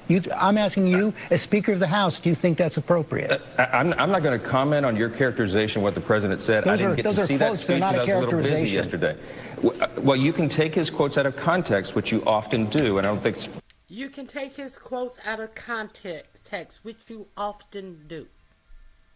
How can you quote somebody and the quote can be out of context when you're asking a question about a specific quote? That's fair to the president. I'll tell you what he's done, though. He's put National Guard troops here in D.C. and cleaned up the crime problem. People can walk safely to and from work today because the president takes crime seriously. Some of the big mayors in some of these big blue cities are not, and I think that's probably what he was addressing there. But what we need to talk about right now, speaking of troops, is that they won't be paid right now because... What about these big red cities? What about these big red states like your own? What about these big red states? Oh, but I have information. Louisiana governor has asked the National Guard to be deployed in Louisiana, finally. Now, this is their governor asking for it to happen. Unlike the federal government just invading a state without the approval of the governor, which is how it's supposed to happen. Now, per capita, Louisiana has a far higher crime than any of these blue states that they are mandatorily sending the military and the National Guards to. Let's be clear. This is bullshit. Okay, let me move on from this bullshitter. Okay, now let's hear him again get fact checked about they're trying to unwind what was done in that big bloated bill to give illegal immigrants health care. Let me show you Caitlin Collins fact checking him on that lie. For the Obamacare subsidies, for Medicare, for Medicaid. So what exactly are you saying that they're trying to do when you talk about giving free health care to them? I'm so glad you asked. Okay, so when we passed the One Big Beautiful Bill, the Working Families Tax Cut, we had Medicaid reforms in the bill. You and I talked about it on the air. What we did was to eliminate fraud, waste, and abuse. There were a lot of people on the program who were enrolled in the program who were never eligible to be there. Medicaid is intended for eligible U.S. citizens, not illegal aliens, not also U.S. citizens who are able-bodied workers, like young men. So we passed the law. The president signed it into law. Democrats voted against it, of course. And it's been wildly successful. What you did was narrow the eligibility for certain people to get access to the ACA subsidies. What they want to do is undo the changes that Republicans made in that. But basically, wouldn't that only affect people who do have legal status, people who are refugee seekers here in the United States, asylum seekers here? Those are two totally different issues. Now, they've created this as a new... No, that was a question. She asked you, who would that affect? No, those are not two different issues. Answer her question. Wouldn't it refer to them as well? Argument that they have as to why they should not keep the government open, but they're arguing a December policy debate for a September funding issue. a December policy debate, as if we have into December to hash out this debate when open enrollment of Obamacare and Medicaid and Medicaid and Medicare is either October 15th or November 1st. But we have until November to hash out this policy debate. Do you see the bullshit that he's talking? Because it's bullshit. Let's continue. The subsidies that you're talking about don't expire until the end of December. No. Those are the subsidies for just everyday Americans. That's one thing that obviously has been the main premise of their argument. But you're saying they want to give free health care to people who are in the United States illegally. Just because the subsidies don't end till the end of December, enrollment in these insurances that have these subsidies open on October 15th or November 1st. So what difference does it mean that they are going to have 3 months where they are eligible until December 31st? What difference does it make when they cannot enroll in another the same healthcare program because you are taking their subsidies? So not only does the subsidies end on December 31st, it seems to be their ability to re-enroll in a plan, because by December 31st, then enrollment date for these insurances are over. So, you see the game? Do you see the game that they're playing? This is all bullshit. That is exactly what the effect will be. But when I looked at it, there's a little nuance, because they want to undo changes that y'all made, narrowing who is eligible to get that. Those are people who are refugee seekers, asylum seekers. They're not technically people who are here illegally, just cross the border. As you know, people who are here in the United States illegally have never been eligible for the Obamacare subsidies, for Medicare, for Medicaid. So what exactly are you saying that they're trying to do when you talk about giving free health care to them? I'm so glad you asked. Okay, so when... So that is a little bit of Caitlin Collins. I have a little bit more of Caitlin Collins. I think I actually have her whole interview. Let's see Speaker Mike Johnson talk to Dana Bash. So I don't want it to seem like I'm not giving you all the information that I have. I think is this with Dana Bash?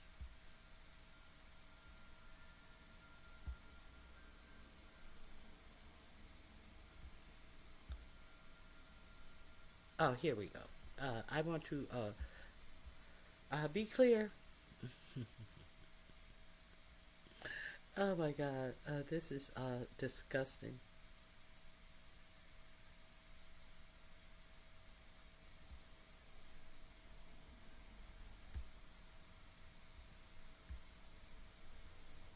Hold on. Here it is, right here.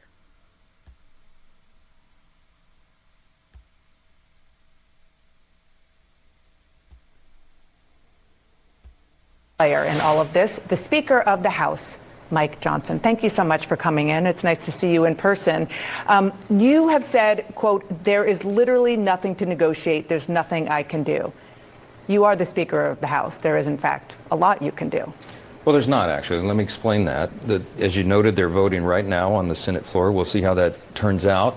Last night, two Democrats and an independent flipped and came along with the Republicans. But it looks like, and what we expect, is that most of the Democrats in the Senate, again, will reject the clean CR that we sent over. It's clean. What that means is it's nonpartisan. We didn't add any Republican priorities or poison pills or gimmicks or tricks into that at all. It's 24 pages. I mean, everybody can read it for themselves. It simply continues the Biden-era spending levels that Chuck Schumer and the Democrats have already supported in the past. They just did it most recently in March. And he gave long speeches about how it was so critically important that we not shut the government down. There's nothing for me to give. There's nothing to negotiate. I don't have any Republican priorities to put on the table because we sent over a clean CR. And that's why none of this makes sense. Okay, so the Democrats argue that it's priorities, yes, that are maybe their policy priorities, but they also should be the priorities for people in your district and in Republican districts across the country. The biggest of which, they argue, is extending the subsidies for people who can't afford Obamacare to be able to afford Obamacare. I understand that they don't expire until the end of the calendar year. Right. The argument that they make is that insurance companies start to make a plan like soon will expire. Isn't there something to that? No, that's a December. But let me tell you what there is something to Dana Bash. You're a whole motherfucking reporter being paid millions of dollars on CNN. But you cannot simply say that the enrollment date is be prior to December 15th when the premium prices will already be set.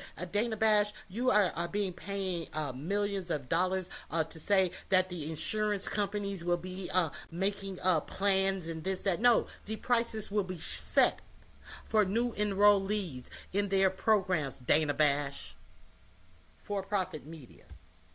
Policy issue. It's going to take But many, insurance many companies months have to make their decisions well before December. The benefits do not expire until December 31, and insurance companies can. See how he is ignoring, and insurance companies can do what? Insurance companies can make different decisions. Okay, there's plenty of time on the clock. That's an eternity, as you know, in legislative terms, to have 3 months ahead of us to do that.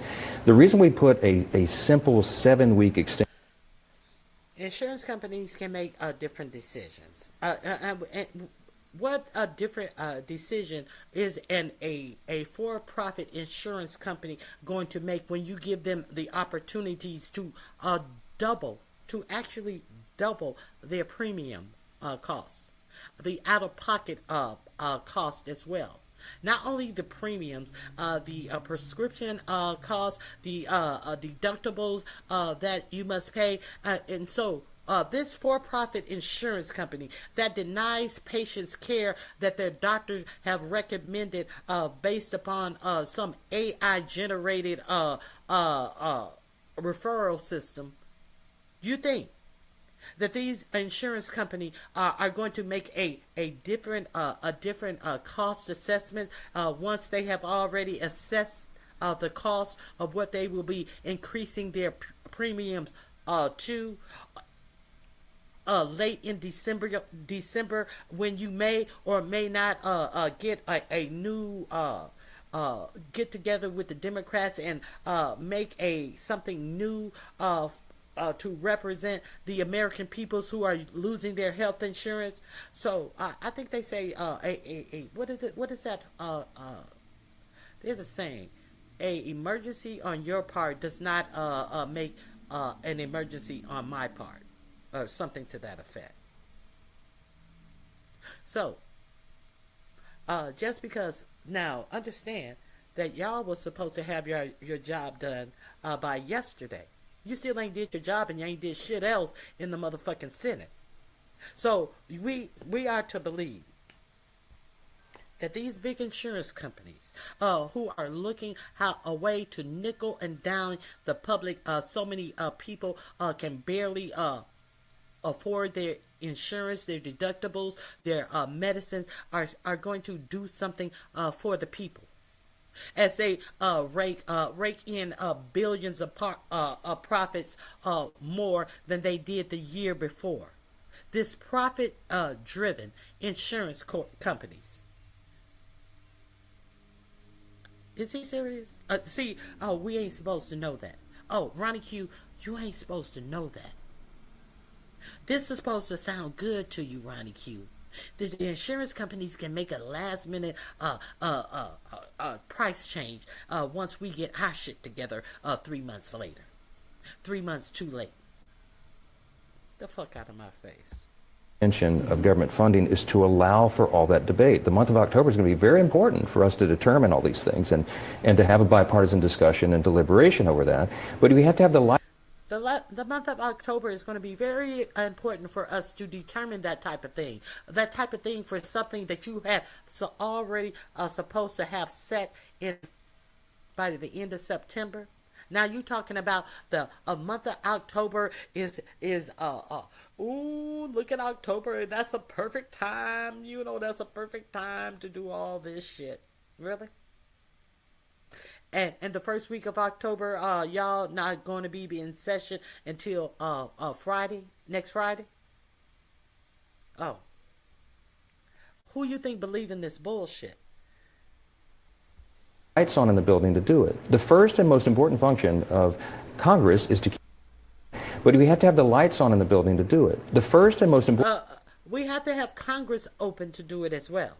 You know, the Congress that you shut down early to go on vacation because you didn't want a vote on the Epstein files. You know, the Congress that you had closed most of this week and last week. The Congress that will be closed until Friday next week. We have to have that. That's what we have to have. important function of Congress is to keep the government in operation. Every Democrat who's voting no today has said that many times. We're playing the highlight reel.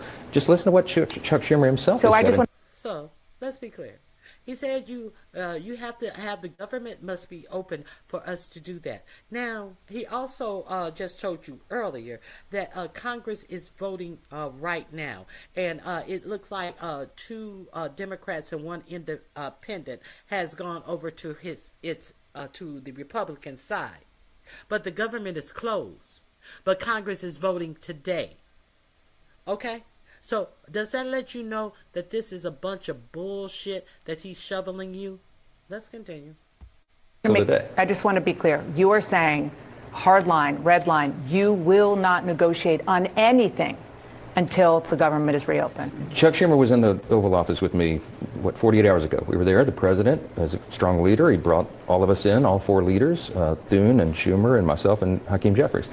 And the president said, make your case. What is it you want? And Chuck Schumer repeated in that meeting what he put on paper. The counter proposal that he filed, everyone can go read it for themselves, would add $1.5 trillion in new spending on a 7-week stopgap measure. We're not doing that. He wants to give health care to illegal aliens again. We're not doing that. He wanted to claw back $50 billion that our Republican Big Beautiful Bill put in to prop up rural hospitals. Now, people say, why would he do that? I thought he was for health care. Well, a lot of those rural hospitals, most of them are in red states. So I don't know. I don't know what his motivation is, but we can't do it. Now, let's stop right here. Full stop. He wants to, I think he said $50 billion to prop up a rural hospital, and most of them are in red states. So I don't even understand why Chuck Schumer, a Democrat, would even want to do that. Do you hear this man? He said he doesn't even understand why Chuck Schumer would want to prop up these rural hospitals because they're in red states. He's a Democrat. I don't even understand why he would want to do that, because he's a human being that cares about all Americans having the access to health care. But you cannot even understand that. Let's be clear. I'm going to let you hear that one more time. People say, why would he do that? I thought he was for health care. Well, a lot of those rural hospitals wanted to claw back $50 billion that our Republican Big Beautiful Bill put in to prop up rural hospitals. Now, people say, why would he do that? I thought he was for health care. Well, a lot of those rural hospitals, most of them are in red states. So I don't know. I don't know what his motivation is, but we can't do it. My bad. My bad. He said that they had $50 billion to prop up rural hospital. My bad. A very spirited discussion with my friend and colleague Caitlin Collins about illegal immigrants getting health care. I don't want to repeat that. If you want to see it, you can look on YouTube. I just want to say, for the record, that right now the law of the land is explicitly that illegal immigrants do not get health care. That's correct. And it's not because, and now he's going to try to say that is only correct because of what they put in the Big Beautiful Bill. That has always been the law of the land. Because we added that in the law. It got signed into law July 4th. That was the Republicans' Big Beautiful Bill. Chuck Schumer's proposal is to repeal that. Go look at page 57 of the bill that he filed. No, I mean, I have your people printed something out for me. So let's just kind of finish this, and then I want to ask you about other things. Sure. If Chuck Schumer and Hakeem Jeffries came to you and said, what you interpret as giving illegal immigrants health care is off the table, would you reopen the government? Well, no, because he's put all sorts of other things. These Okay, other so things let's I talk about listed. the other Yeah, things. yeah, Let's talk yeah. about the other things. So you mentioned $1.5 trillion. $1 trillion of that is to reverse Medicaid cuts that you put in the big, beautiful bill. Medicaid reforms, not cuts. Well, now don't take my word less, for it. It's less spending. Don't you take can call my it word what for you it. want. The CBO, Congressional Budget Office, which everybody cites and CNN does all the time as the neutral arbiter of all these things, they came out with a report on August 25th, just several weeks back, and they said, you know what happened in that big beautiful bill? This is what we project. It's going to save Medicaid. It's going to strengthen Medicaid. Why? Because they CBO, not Republicans, CBO said 2.3 million improper enrollments are involved in Medicaid right now. What is that? Illegal aliens, young able-bodied men without dependents who are riding the wagon and should be working instead. Our legislation strengthens Medicaid because we kick those people. We already heard that the CBO did not did not find that is their interpretation of what they want you to believe, that the CBO, independent arbiter. So when has this administration have wanted to repeat what an independent arbiter had to say? Aren't they trying to fire Lisa Cook from the director? Excuse me, hold on.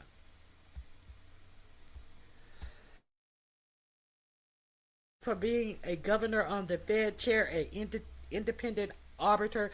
Didn't they fire the woman who gave the jobs report, an independent arbiter, to fill these independent arbiter seats with people who are talking about withholding the jobs reports to maybe twice a year instead of monthly? So he wants us to believe that an independent arbiter. Aren't they trying to fill Lisa Cook's job as the governor of the Fed with someone who currently works for 45, 47, independent arbiter? Get the fuck out of my face with these lies and this bullshit. Off. They were not entitled. Medicaid is intended for U.S. citizens who are young, pregnant women, disabled, or elderly, not these other categories. But once this goes... What about the working people who are on Medicaid? It wasn't intended for them? From these big wealthy corporations that don't, like the Walton family, that don't offer their employees health care? It wasn't intended for them? Like all of these, what's that big conglomerate that owns Dollar Tree, Family Dollar, making billions of dollars and offer their employees no health insurance, who have to get on Medicaid because they pay so poorly, and while these corporations are running away to the bank with billions of dollars off of this cheap labor. America first. As America sends all of these billions of dollars to other nations. Sent that money to Argentina, $20 billion to Argentina, and the American farmers can't sell their soybeans, and Argentina turns around and cuts any tariffs on their soybeans, and they get immediate sales from China. Make that make sense. Right in your stupid faces. And then you say that all the money you get off of tariffs, you can do a package for the American farmer. But you ain't did shit for the American farmer. But you did shit for the Argentina farmers. You sure got some sales going for their soybeans, but you ain't did shit for your own farmers. I just want you to understand. These are the people who are bullshitting the American people. And at some point, the American people going to have to wake the fuck up. At some point, you're going to have to believe, you're going to have to understand that the only reason that they are so into these Christian nationalists is to do away with you and call you a rioter if you dare protest what is your constitutional right to protest your government, to label you a terrorist, as his executive order did to label Antifa a non-entity, a terrorist group. You heard him say in front of the generals, you're going to have to fight the enemy within. But it's hard to fight Antifa because it's not like they have any uniform so you can easily figure them out. Who the fuck is Antifa? Antifa is a terrorist group. They can't be more specific about it. It's a terrorist group when they choose to say that you are protesting, you are saying something against the government that they don't like. Therefore, you must be Antifa too. Let's be clear. These are scare tactics to make you humbly just follow this scheme that they have created in their minds, that the American people are going to go with, or they're going to kill you, in my opinion. Into effect, which is after the midterms, people will feel cuts who are not necessarily... Yeah, those young able-bodied men who are sitting at home playing video games? That's a big portion of it. Not just them. Look at the studies. Look at the studies. But when you see the $1 trillion that they do want to put back into this, you don't think that what they are doing is politically palpable for even a lot of people in your district? There's one reason and one reason alone that they're making this argument. They will see cuts to Medicaid. Here's the motivation. Let's just cut to the chase. Chuck Schumer is doing this. The reason he switched his... He don't want to talk about his people in his broke ass Louisiana. They will see cuts in Medicaid. No. Let's get to the meat of things. Chuck Schumer. Now this ain't got nothing to do with Chuck Schumer. Chuck Schumer is trying to ensure that them poor rats in Louisiana who voted for you don't lose their health care and become a drain on the system. This shit is crazy. This shit is absolutely crazy. He is the senator of Louisiana, and he is also, I believe, from Monroe, one of the poorest cities in Louisiana. Make that make sense.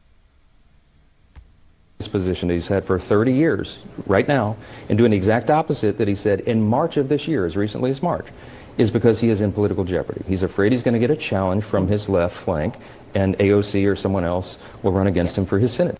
Okay, so all of this, he's in political jeopardy. He's in political jeopardy. He's doing this because AOC may run for his Senate. He should retire after this term. He definitely should retire. Let me tell you, but he's afraid of his seat. So is that why there's no Democrat congressman or senator who is standing up for this shit that they know is harming their state? Is that why senators and Congress people are not having town hall meetings with all of the time that you give them off because they are afraid to face their constituents? Is that why so many people are changing their votes on that bullshit bill? Because 45-47 came right out and said, if you do not vote for this bill, I will. And Elon Musk was talking about paying somebody to primary Republicans who didn't stand in line. But you gonna make Chuck Schumer is afraid politically of what is that AOC is going to primary him, and that's why he's doing this. Now, the simple fact that he has the audacity to use that as a what he think is a fine sticking point, when we already heard come out of 45-47's and Elon Musk's mouth that if the Republicans did not fall in line, that they would make sure they would be primaried out of their seat, and they would make sure that it was financed. But I'm gonna pretend like none of that happened, and y'all don't remember that. You know, you Americans, y'all have short memories, and no, it's Chuck Schumer. Look the other way. Where the Epstein files, bitch? Oh, I hope she asks him when he going to swear in the woman who won by 40 points in Arizona, who said that she is going to be the deciding vote to produce these Epstein files. While you taking all these days off and hammering close the caucus as soon as you say the pledge of and adjourning, so she cannot be sworn in. So Chuck Schumer has to put up a fight and pretend that he's fighting the president, fighting Republicans. I've been in this town maybe even longer than you, and so I've seen politics played on all kinds of things. That's fair, but I'm telling you what's happening right now. I want to talk about something you said this morning. But this bitch is being paid millions of dollars, and she can't. She's both sizing it. Everything, both sides. CNN, we're for profit media, and we gotta both sides everything. Both sides everything. You know, I've seen the political on both sides. About Chuck Schumer. You said Schumer has now handed the keys to the kingdom to the executive branch, and that a shutdown can provide an opportunity to, quote, downsize the government. I just want to be clear. Do you think that the OMB, the executive branch, should use this shutdown as an excuse to permanently fire federal workers? Well, I can tell you right now, the president has been a benevolent president. He is mitigating the harm right now. OMB has not come out of the blocks and fired a bunch of people. That's not what. He's mitigating the harm. I just showed you a video of all the things that he said that he could do permanently to hurt them, the Democrats. He's mitigating the harm right now. OMB hasn't done anything as of yet. We 12, 13 hours in to the shutdown. Think they should? Well, it provides an opportunity. Chuck Schumer has provided the Trump White House with an opportunity to. Do you think they should? Chuck Schumer has provided the White House an opportunity to what? Just because. So prior to the shutdown, they made it a threat. You better not do it, or we gonna close all of these offices. Now it's Chuck Schumer's fault. Chuck Schumer is making them do that because how dare him want to ensure more people with health care. Downsize the government on priorities and policies and personnel that they deem to be non-essential. Now, Chuck Schumer has very different priorities about federal. They didn't say anything about downsizing on personnel. They said on things that did not align at 45 or 47's vision for the country. Let's be clear. Let's be clear. What's your priority? You're the Speaker of the House. You can say I certainly want to downsize the size and scope of the federal government. So you think that the people who are maybe furloughed right now, or even working without pay, should be on the chopping block for permanent dismissal? I wouldn't say that, because the people that are furloughed right now are hardworking American federal workers. Who should be fired during the shutdown? I don't know. You'd have to show me a proposal of what is being presented. I don't have a proposal. I don't have it either, but I have a conference call with Russ Vought at OMB in about 2 hours, and we're going to ask him about the details of that. But I'll tell you right now. So this is happening. Well, I don't know. I'm going to find out what his plans are. But I will tell you this. Right now, who's being harmed are women, infants, and children, their nutrition program. Okay. There you go.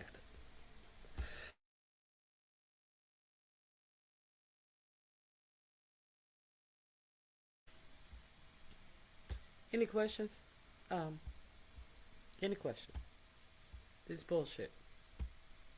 You want to know why it's bullshit? I'm going to show you exactly why this is bullshit. All of that shit he was mealy-mouthed about the firings that were going to happen. Hold on, let me get something to drink.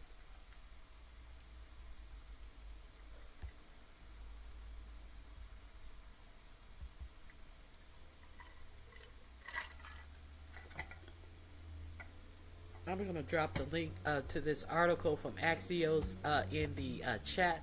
I don't have it in my description box right now. Here is this article that the White House to begin firing federal workers within a day or two. He couldn't. I don't know. You know, I'm gonna have to check. I'm gonna have a meeting. Who is that? That's Russell Vogt. And who is that right next to him? Who is this? That's Mike Johnson. Russell Vogt speaks to members of the media following a meeting at the White House on September 29th. Okay. Office of Management and Budget Director Russell Vogt said the Trump administration will begin firing federal workers in a day or two. Sources told Axios. Why does it matter? It's the first day of a government shutdown, and the White House and GOP leaders are moving to maximize pressure on Democrats, aiming to make the fallout as painful as possible for them. We know that Russell Vogt is into making things painful. If you go back in my video, if you're unsure about it, Vogt made the comments on a House Republican conference-wide call Wednesday afternoon. The office he offered no specifics on which agency would be targeted, according to two people on the call. The remarks coincide with the Senate's third failed attempt to pass the GOP stopgap funding plan. Catch up quick. Vogt issued a memo last week that threatens mass layoff and if a shutdown was triggered. Let's check out this memo that he authored last week.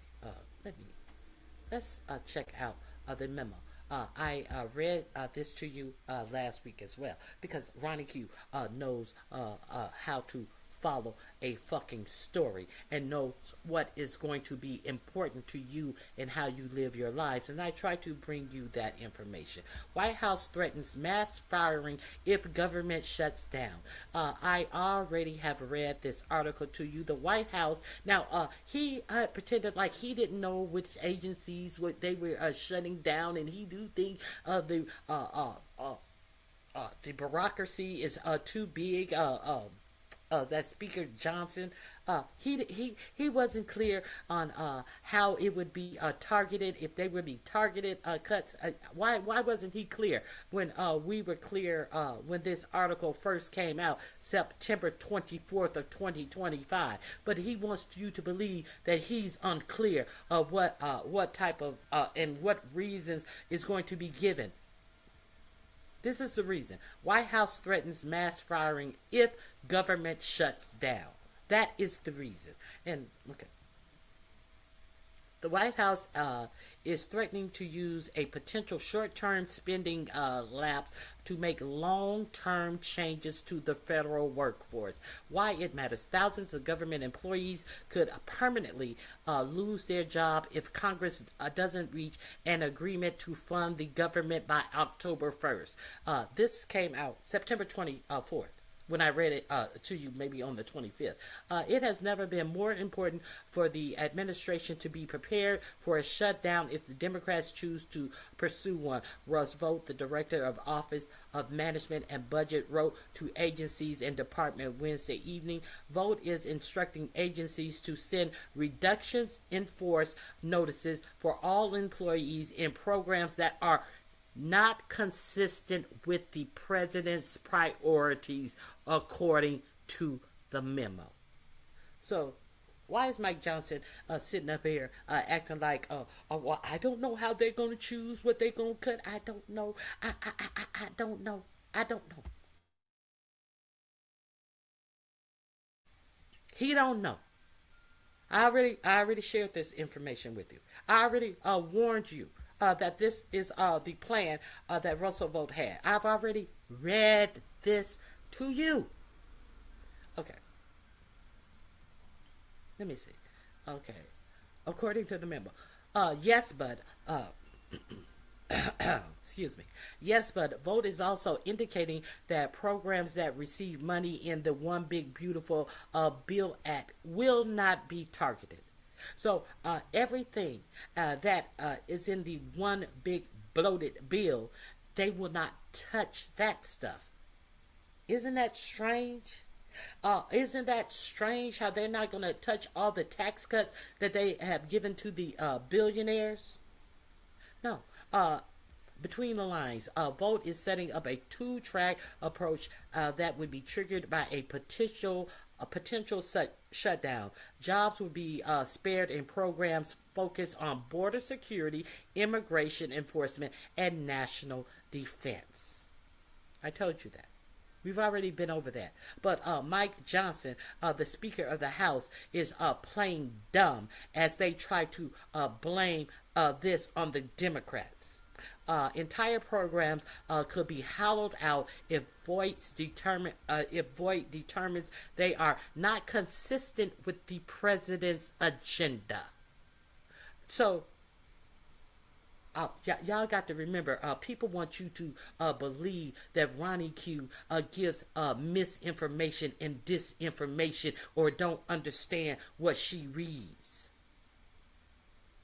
as they have no information to give you at all, unless they lying on Ronnie Q. I've already shared this with you. The entire programs could be hollowed out if Voight determines they are not consistent with the president's agenda. What they're saying, this is an attempt at intimidation. Donald Trump has been firing federal workers since day one. Not to govern, but to scare. Senate Minority Leader Chuck Schumer said in a statement responding to Voight's plan, this is nothing new and has nothing to do with funding the government. These are unnecessary firings. These unnecessary firings will either be overturned in court or the administration will end up hiring the workers back, just like they did as recently as today. And on that day, they did hire people back, but they only hired back 400 people, Chuck. They're talking about hollowing out whole institutions, Chuck. When it was ruled that they had to rehire people that they had fired in the thousands, Chuck, the Supreme Court overruled that, Chuck. That's why I'm sick of Chuck. Zoom out. The Voight memo, which was first reported by Politico, marks a dramatic escalation over government shutdown, with the White House all but daring Democrats to not support a short-term spending stopgap before October 1st. So this is a threat for them sitting on their asses, not doing their fucking jobs by September 31st, and now threatening people's jobs if you just don't go along with us. Understand the whole picture of this. Okay, House Minority Leader Hakeem Jeffrey and Speaker Mike Johnson aren't even talking about how to avoid a government shutdown next week. Jeffrey told reporter, trust is low. Democrats are demanding that 45-47 and Republicans negotiate with them. He's not the king. He can't just dictate, Schumer said on MSNBC's Morning Joe's on Wednesday. The House passed a short-term spending bill last week, but it failed in the Senate, where there would need to be at least 8 Democrat voters to clear a 60-vote procedural hurdle. Zoom in. Schumer allowed a 6-month spending bill to move forward in March, but was torched by his progressive base for capitulating to Trump. And that is, I am one of the people who torched his ass for doing that. He is now under enormous pressure to not compromise again, or at least win some significant policy concessions for supplying the votes to keep the government open. Republicans are insisting that a short-term bill should not have major policies changes attached. I voted for a clean CR, Okay. But Senate Majority Leader John Thune is open to discussing some of the Democrats' requests, like extending premium tax credits for Obama healthcare insurance under regular order. The bottom line, the Democrats always fear that a vote would seize on a shutdown to achieve partisan goals that could never be accomplished legislatively. He's showing them that they aren't wrong. Any questions? Any question? To be honest, that is one of the things that Chuck Schumer said that he was afraid that would happen if they shut down in March. So, just giving you. So, are we done with?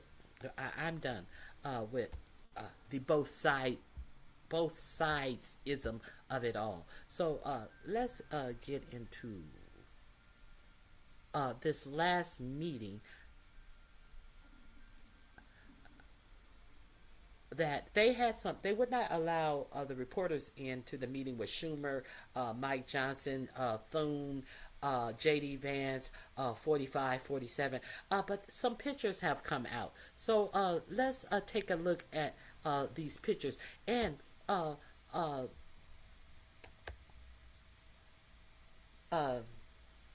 Janice Dean Vance happened to be is that what the JD stand for? I don't know. Is this what the JD stand for? Janice Dean Vance was on Fox News this morning saying what is the most important thing that is going to come out of this shutdown. So let's get into Mike Dollemore. The link is in my description box.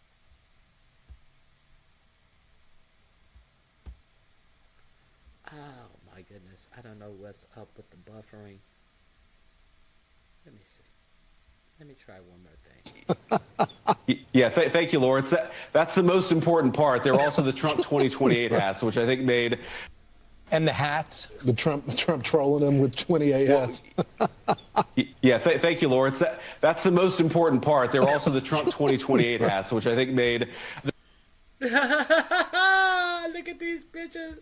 That is the most important thing, that Trump trolled them with 2028 hats. Now, understand that they are in there talking about what they need to not shut down the government is to continue the subsidies for Obamacare.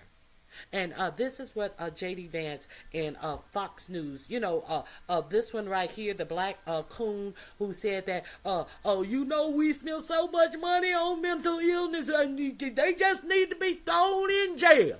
And then this one over here who said that you just need to involuntarily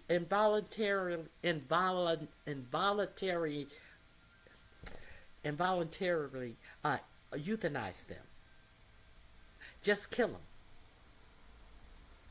So, your vice president is on talking about not shutting down the government and what was most important in this meeting. You see John Thune, you see Lion Mike, you see Chuck Schumer, you're going to see Hakeem Jeffries and 45, 47. Let's get into this.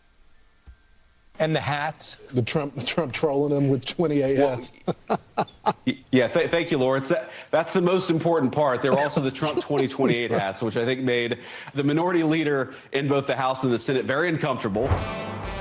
With the government shut down, many people, federal employees, TSA workers, still on the job while not getting paid. There's so many facets of damage that are being done right now because Republicans are recalcitrant and refused to budge on their insane destruction of the American economy, the American government, and so many other areas, right? That's where we are. And in this moment of dire importance, J.D. Vance goes on to Fox News and yucks it up like a dipshit, like the dipshit he is, about these Trump 2028 hats that were placed on the desk, the Resolute desk. All of this is just so disrespectful and disgusting to me. That hats communicating that Donald Trump intends to violate the Constitution are placed upon the Resolute desk in the Oval Office of the White House. All for a photo op. Because then the White House photographer was dispatched to take a bunch of photos of Hakeem Jeffries and Chuck Schumer with these hats in the frame. And J.D. Vance, hilarious. That's the most important thing, he says. That's the most important part here. There were also Trump 2028 hats, which I think made the minority leader in both the House and the Senate very uncomfortable. That's the most important thing. Not getting the government back open, not getting people back to work, not getting people paid so they can pay their bills, pay their rent, pay their mortgages, buy their groceries to feed their kids. That's not the most important thing. The most important thing was Donald Trump signaling that he wants to violate the Constitution and run for a third term. Great. We're not going to start there, though. We're going to start with J.D. Vance creating an argument that he says the Democrats have been making that he can argue against, even though no one said the thing that he now says. No one has been saying that we need to shut down the government because Donald Trump was a dictator. No one has said that. But that's what he's claiming and arguing against. And of course, the morons on Fox and Friends, they're not going to push back. They're there to disseminate the propaganda from this regime. People are going to suffer because of it. I mean, people who benefit from low-income food programs are going to suffer because of this. If you're flying today, I hope, of course, you arrive safely and on time, but you may not arrive on time because the TSA and the air traffic controllers are not getting paid today.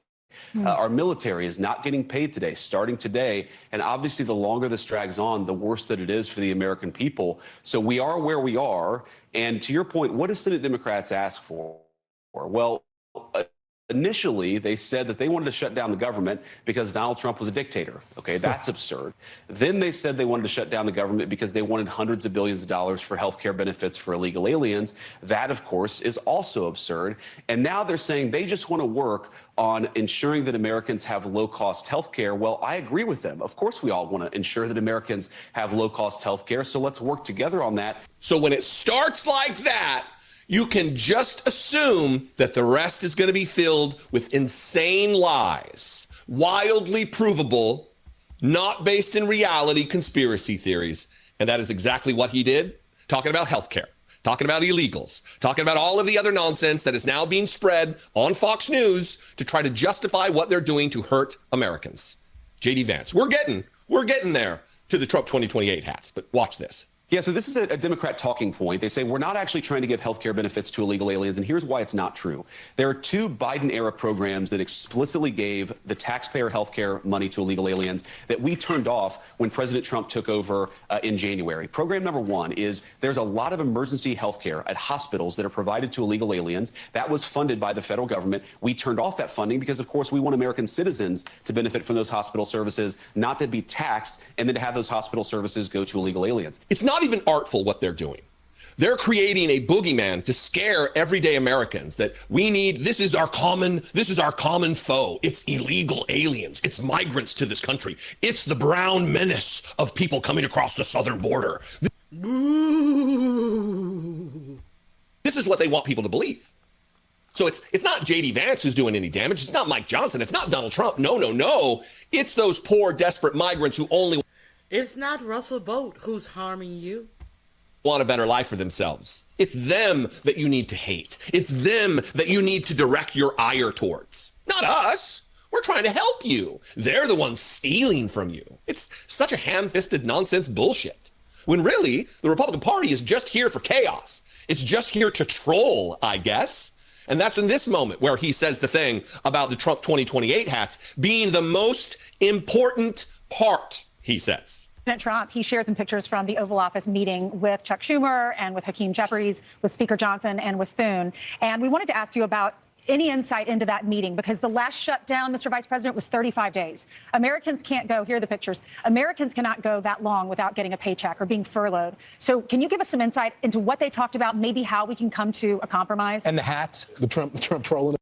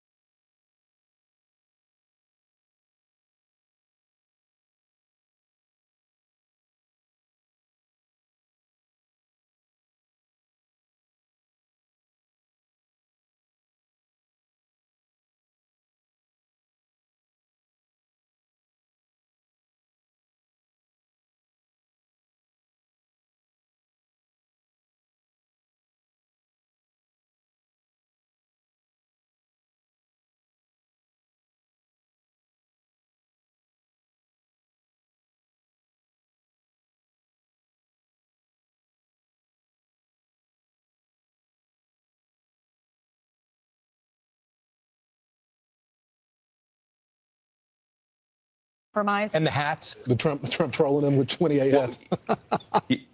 Yeah, thank you, Lawrence. That's the most important part. There were also the Trump 2028 hats, which I think made the minority leader in both the House and the Senate very uncomfortable. So which was the most important part? Having the hats there, signaling that you want to run and violate the Constitution, or the fact that you made Hakeem Jeffries and Chuck Schumer uncomfortable? Was that the biggest? Was that the most important part? Which thing are you most obsessed with? No, not putting your dick in a couch. Not that, JD. Which part of this are you most obsessed with? Which was the most important part? Explain it. And also, it's not at all what happened. Hakeem Jeffries, he was on last night being asked about those hats. And he told a very different story where J.D. Vance said, oh, no comment about the hats being there. When he tried to hand you that Trump 2028 hat, what was your reaction? Well, actually, he did not try to hand Leader Schumer and I the Trump 2028 hat. They just randomly appeared in the middle of the meeting on the desk. It was the strangest thing ever. And I just looked at the hat, looked at J.D. Vance, who was seated to my left, and said, don't you got a problem with this? And he said no comment. And that was the end of it. It is kind of strange living in 2025 in modernity and getting kind of a glance at what Nazi propaganda must have been like. Because they're putting this out hot and heavy with the publishing of these pictures. This was a propaganda moment meant to communicate to the MAGA base, meant to troll or make feel uncomfortable the Democrats in the room, who shouldn't have been there in the first place, by the way, shouldn't have been there in the first place. Why are we negotiating with these Nazi fucks who are disappearing people of the United States? Why are we stepping into the Oval Office to negotiate with Donald Trump, who yesterday, moments before they're in the Oval Office with him, he's declaring war and encouraging generals to kill American citizens in the streets of American cities? Why are we negotiating with this? If they want to pass their budget and their continuing resolution, let them do it if they have the votes. Instead, we had two Democrats join to try to advance the agenda of Donald Trump, Fetterman, and can't remember the other lady's name. I wish I could say she's unimportant, but she is not unimportant. We need everybody on deck to fight fascism. We can't expect John Fetterman to do the right thing ever. I don't know if it's because of his cognitive issues from his stroke. I don't know. I would like to think that's what it is, and that he's not just a morally bankrupt individual bereft of concern and empathy for Americans. I hope that's what it is. But there's no such cognitive issue.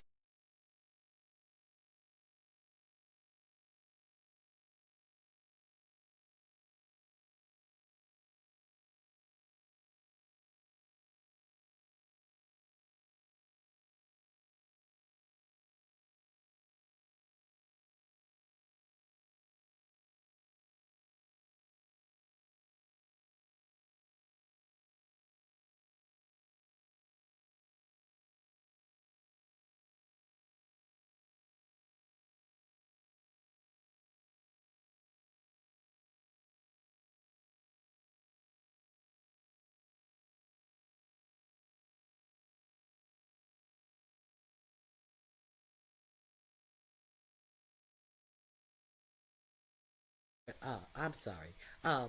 Thank you, Trueline. Why is it also important that I'm talking to you about J.D. Vance? He's next in line for the presidency, and he told Hakeem Jeffries about the hats, no comment, and goes on Fox News and chuck it up. Why am I telling you about this? I have some more information about shutdowns in J.D. Vance that you guys may forget, but Ronnie Hugh didn't forget. I'm just trying to give you some information that you may be interested in it. You may have forgotten. Let's check this out. Is this the one? Yes. Okay. If you remember, they were talking about a shutdown. I believe it was in December. This is after the election. This is when J.D. Vance was the interim vice president. Now, what did J.D. Vance have to say about the shutdown back then?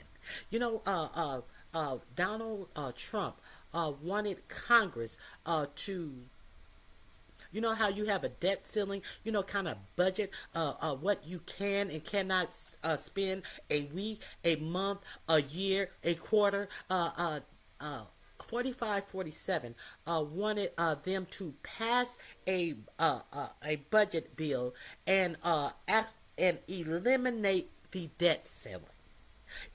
This is what the Republicans were trying before he was even in office. This is what the Republicans were trying to acquiesce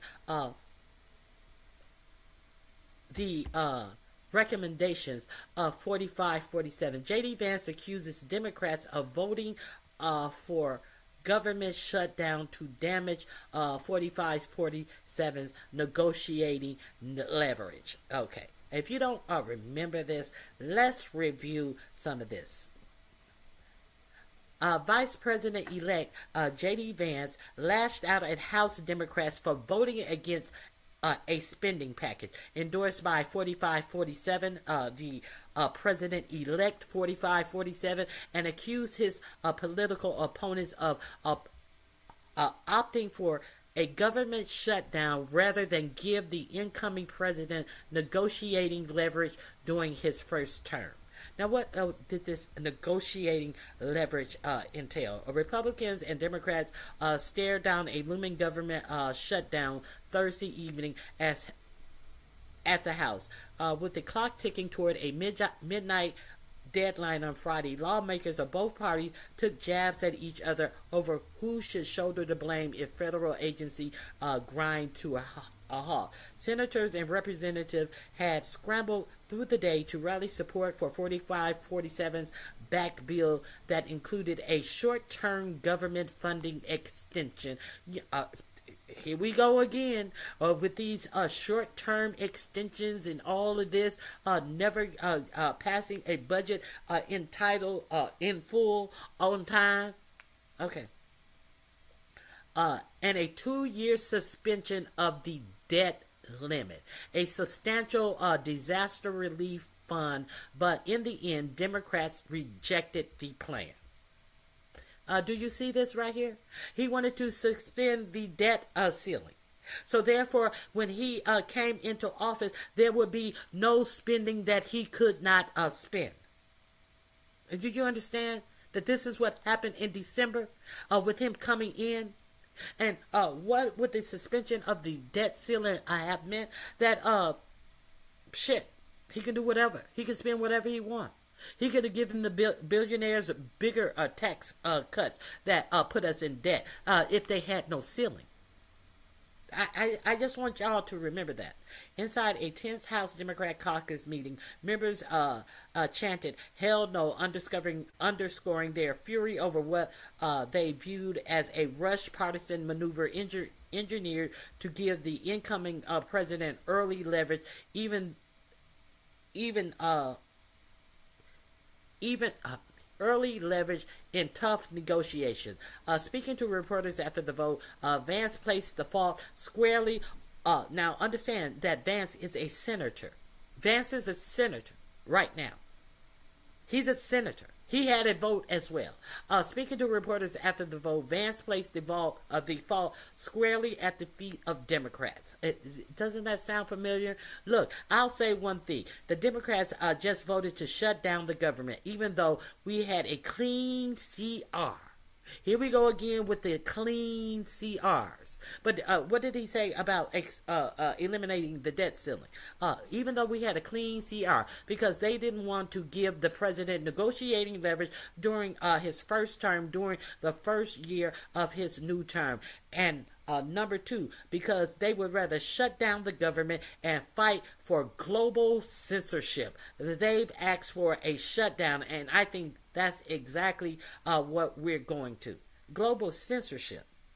Says the administration, saying that the Democrats, and he never explained what that meant. They a global censorship, who wanted to censor Jimmy Kimmel, who want to censor any comedian, anyone on the right, put the military on you if you want to speak out against them. All of a sudden, you're you're part of Antifa, a terrorist organization. Make that make sense. Okay.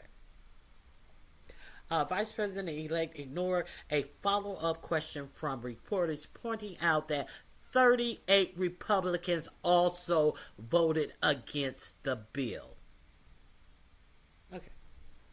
Okay. So, do you understand why this is bullshit at its best? Okay, let's continue. I have one more I have for you.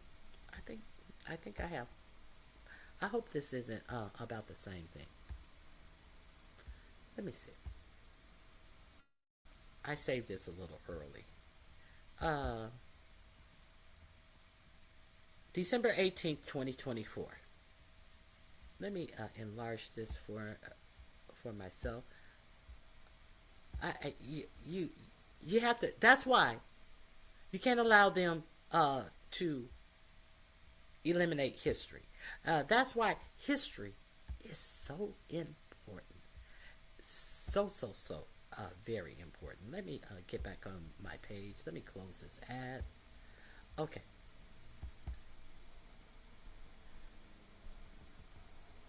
Uh, 4547 rejects bipartisan plan to avoid government shutdown. Sets up debt ceiling battle. There is no battle anymore about the debt ceiling. Okay. President-elect 4547 has come out against Congress' plan to fund the government through March and called on lawmakers to raise the debt ceiling, introducing a surprising last-minute complication with a serious shutdown looming in just 2 days. Republicans must get smart and tough. 4547 and Vice President-elect J.D. Vance wrote in a joint statement Wednesday, if Democrats threaten to shut down the government unless we give them everything they want, then call their bluff.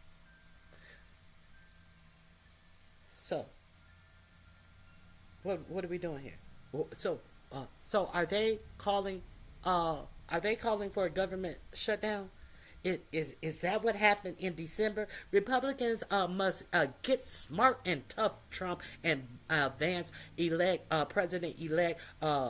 J.D. Vance wrote in a joint statement Wednesday, if Democrats threaten to shut down the government unless we give them everything they want, then call their bluffs.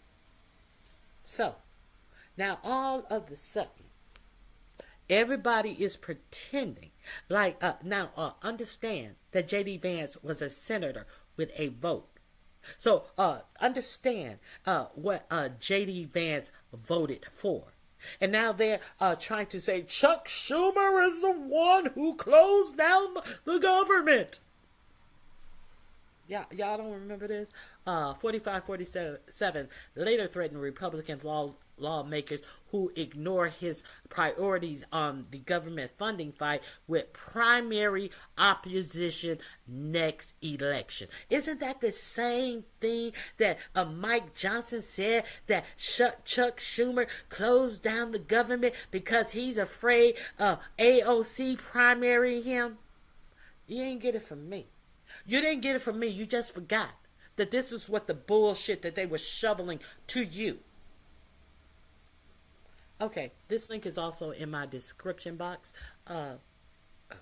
Hey, did Ronnie Q understand what she read? No. Ronnie Q has it all in her pocket. Ronnie Q knows it all. Now, let's get I think this. I too.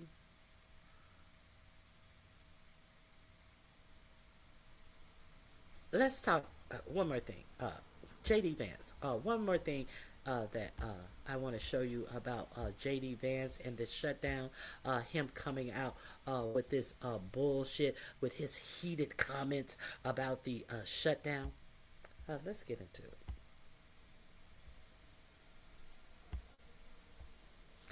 Look who's there. We got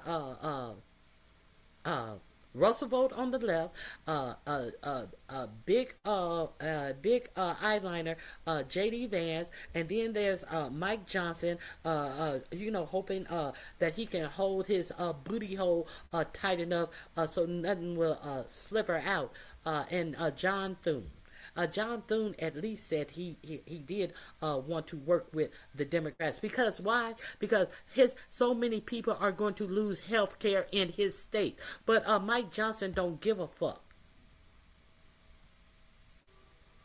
Just had a very frank conversation with well, good afternoon, everybody. We just had a very frank conversation with the Senate and House Democratic leadership. Look, the principle at stake here is very simple. We have disagreements about tax policy, but you don't shut the government down.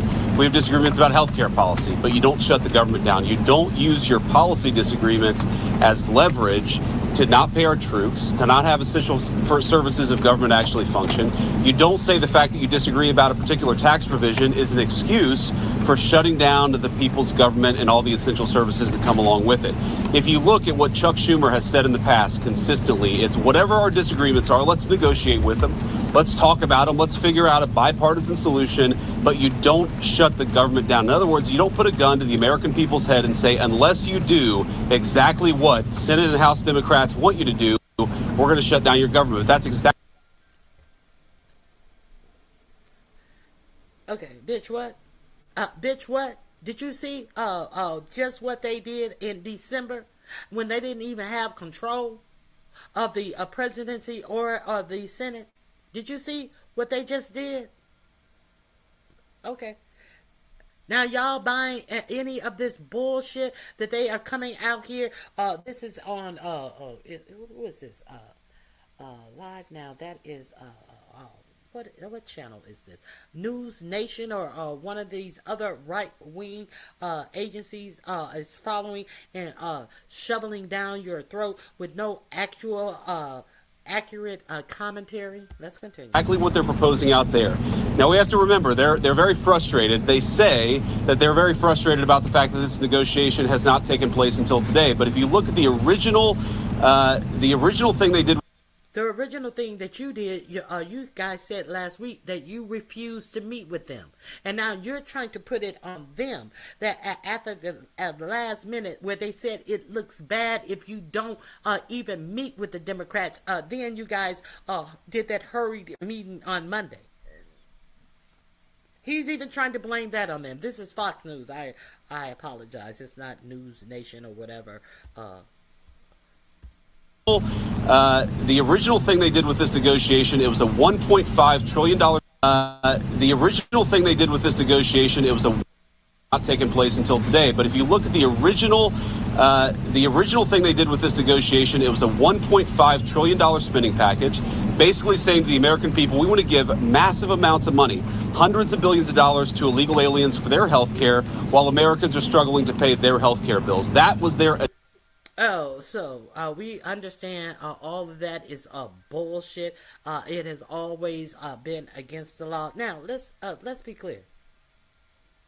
What are y'all doing to help these American people who are already struggling to pay their health care bills? What are y'all doing to help them? You're sending a lot of money to other states, other nations that have universal health care for their own people. So since we're clear that you understand that American people are having a hard time paying their health care bills. And while lying and pretending as if Chuck Schumer and the Democrats are trying to secure health care for illegal immigrants. Didn't you say, didn't 4547 say that there were zero people came into the United States the last 4 months, and all of the people you guys have been deporting? Who the fuck, what illegal immigrants are they trying to spend this money on? Because it's a lie. Let's continue. Initial foray into this negotiation, we thought it was absurd. We told them it was absurd, and now they come in here saying that if you don't give us everything that we want, we're going to shut down the government. We think that's preposterous. We think it's totally unacceptable, and we think the American people are going to suffer because these guys won't do the right thing. Now, I want to make one final point here. You will hear a lot from Senate Democrats, from House Democrats about the fact that American healthcare policy is broken.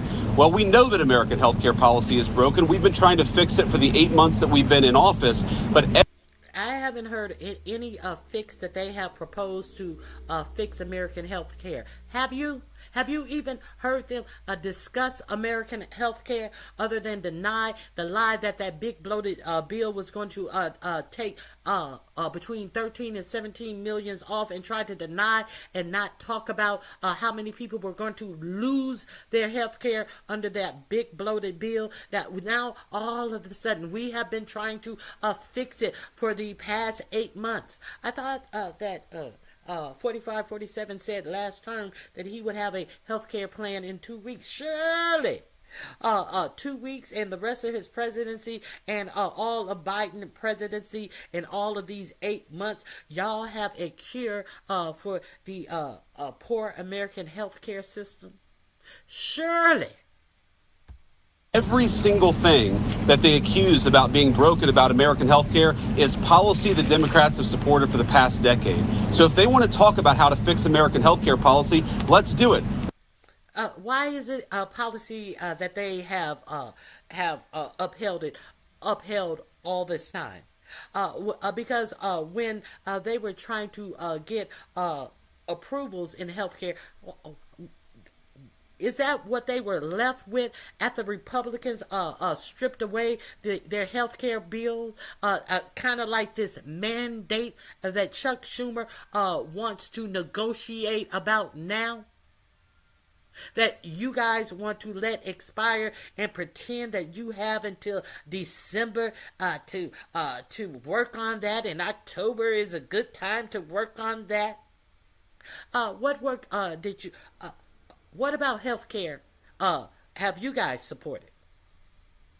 Because we understand that you don't even want to talk about expending the credit to keep people in Obamacare at the same rates that they have now.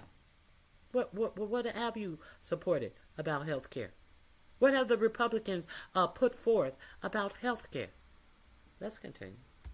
The Speaker would love to do it. The Senate Majority Leader would love to do it. Let's work on it together, but let's do it in the context of an open government that's providing essential services to the American people. That's all that we're proposing to do, and the fact that they refuse to do that shows how unreasonable their position is. I think we're headed to a shutdown because the Democrats won't do the right thing. I hope they change their mind, but we're going to see. I'll let the Speaker say a few words. Now, they will have you to believe. Imagine your American family. They have you to believe that they want to talk about health care right now,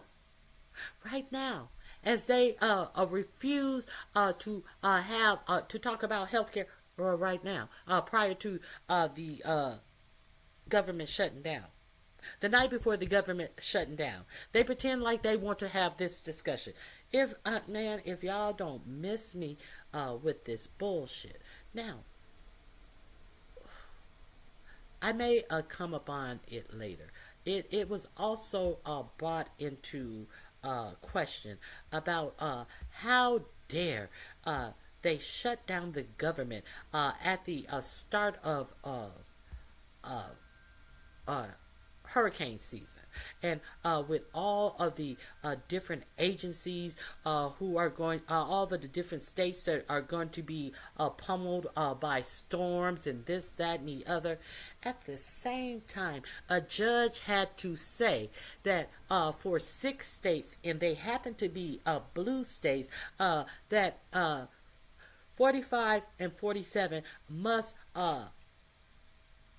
not disperse the $233 million that they have taken from these blue states' FEMA allotment and spend it anywhere else. The judge had to put it on freeze because they have taken $233 million worth of FEMA funds from I think it's either 3 or 6 blue states. while most of the time we're talking in billions, $233 million is still a lot of money. But while they are denying what you need for FEMA in case of emergency, you know, they denied North Carolina money for that last hurricane that they had that went through North Carolina, and when 47 wasn't in office, he was there taking photo ops and telling them what they were going to do for him. And then when he got in office, when they asked for their second round of FEMA money, he denied them. So let's talk about FEMA for a little bit. Kristi Noem fast-tracked millions in disaster aid to Florida tourist attraction after campaign donor intervened. This is what they're doing with your FEMA money. You know, they took that over $400 million of FEMA money and fed it to ICE as well. So now, Kristi Noem, it's very interesting. Y'all remember Cory Mandowski or Wandowski, who was the chair of 4547's last election, and he got fired for making some woman feel perved out at him, touching her under a table, I believe the allegations were. Now, come to find out, guess who Cory's new boo is? None other than Homeland Security Secretary Kristi Noem. You know, Cory was married back then, and I think that he had to leave the White House, but now he is a unpaid advisor to 4547 in this administration, and allegedly he's voting cosplay cosplay Noem.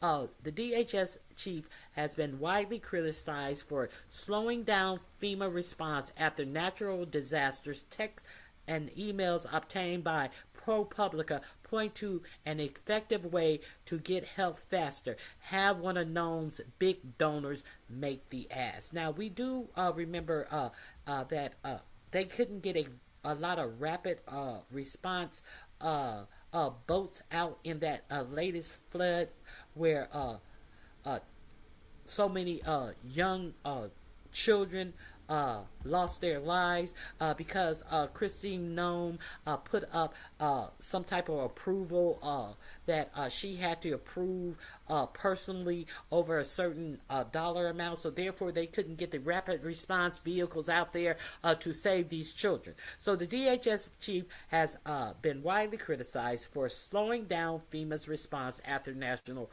disasters. Yes, we do know this. Texts and emails obtained by ProPublica point to an effective way to get help faster. Have one of Noem's big donors make the ask. ProPublica, is saying they're a nonprofit newsroom that would investigate abuses of power. Now, for months, the complaints have rolled in from parts of the country hit by natural disaster. The Federal Emergency Management Agency was moving far too slowly and sending aid, and communities ravaged by floods, hurricanes, including Central Texas and North Carolina. Many officials were blaming Kristi Noem, the Homeland Security Secretary, whose agency oversees FEMA. I can't get phone calls back. Ted Budd, the Republican senator from North Carolina, told a newspaper this month, describing his attempt to reach Noem's office. I can't get them to initiate the money. It's just a quagmire. The delays were caused in part by a new policy announced by DHS that requires Noem's personal sign-off on expenses over $100,000, several news outlets have reported.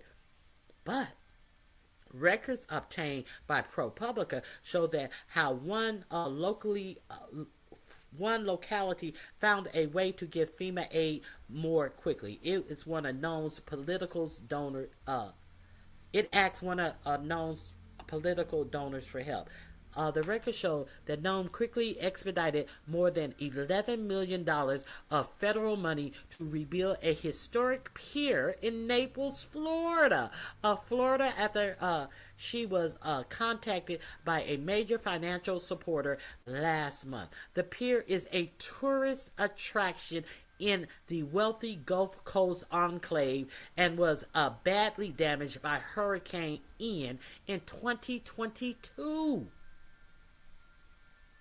A tourist attraction, not people's homes that they live in, not neighborhood, a tourist attraction in rich Naples, Florida.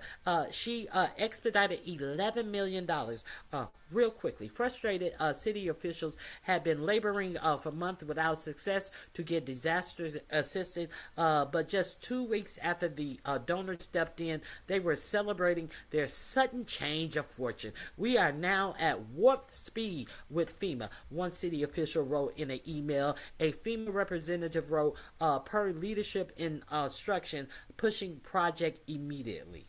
Along with the fast tracking of money, Nome fled to Naples on a government plane to tour the pier herself.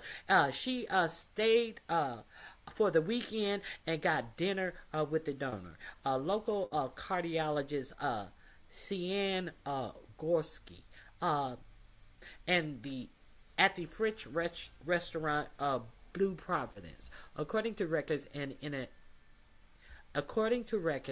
interview with the Naples mayor. The account is based on a text message and email ProPublica obtained through the public records request. Nome actions in Naples suggested that the injection of political favoritism into an agency tasked with saving lives and rebuilding communities wiped out by disaster. It also heightens concerns about the discretion Nome has given herself by personally handling all six-figure expenses at the agency, considering her power over who wins and loses in the pursuit of federal relief dollars, experts said. Jerry director of the National Center for Disaster Preparedness at Columbia University, said that politics has long been a favor in federal disaster relief.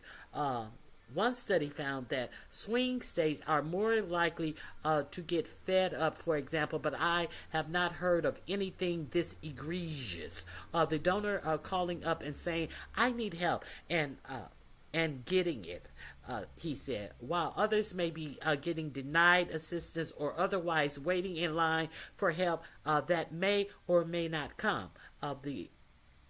In a statement, the DHS spokesperson Tricia McLaughlin said, this has nothing to do with politics. Secretary Nome also visited Ruido, New Mexico, where floods killed 3 people in January, and at the request of the Democrat governor, and has been integral in supporting and speeding up their recovery efforts. Okay. You're criticizing the secretary visit to the pier is bizarre, as she works to fix this issue for more than 1 million visitors that used to visit the pier, McLaughlin added. She did not answer questions about the donor role in expediting the funding or Nome's relationship with him. Reached by phone, Gorski said, get lost, and hung up. He did not respond to detailed follow-up questions. Nome has been criticized for creating a bottleneck at FEMA when the floods hit Texas this summer, ultimately killing over 100 people. It took days to deploy critical search and rescue teams because Nome hadn't signed off on them, according to CNN. But the Republican senator said this month pretty much everything Helene-related is over $100,000, so they were stacking up on her desk waiting for her signature.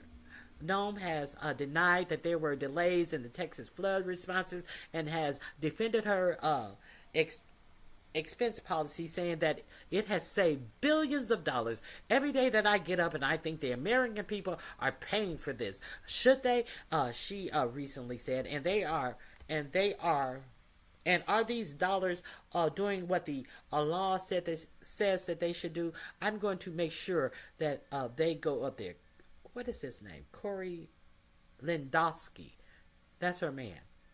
Corey Lewandowski, the former chair of 45-47 first run. That's her man. And where does her man live? In Naples, Florida. Okay.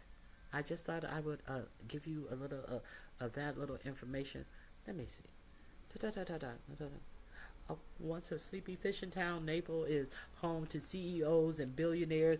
A property listed for $295 million recently made headlines as the most expensive home in the U.S. The city is known as an important stop for Republican politicians raising money, and Nome has had multiple fundraisers in the area.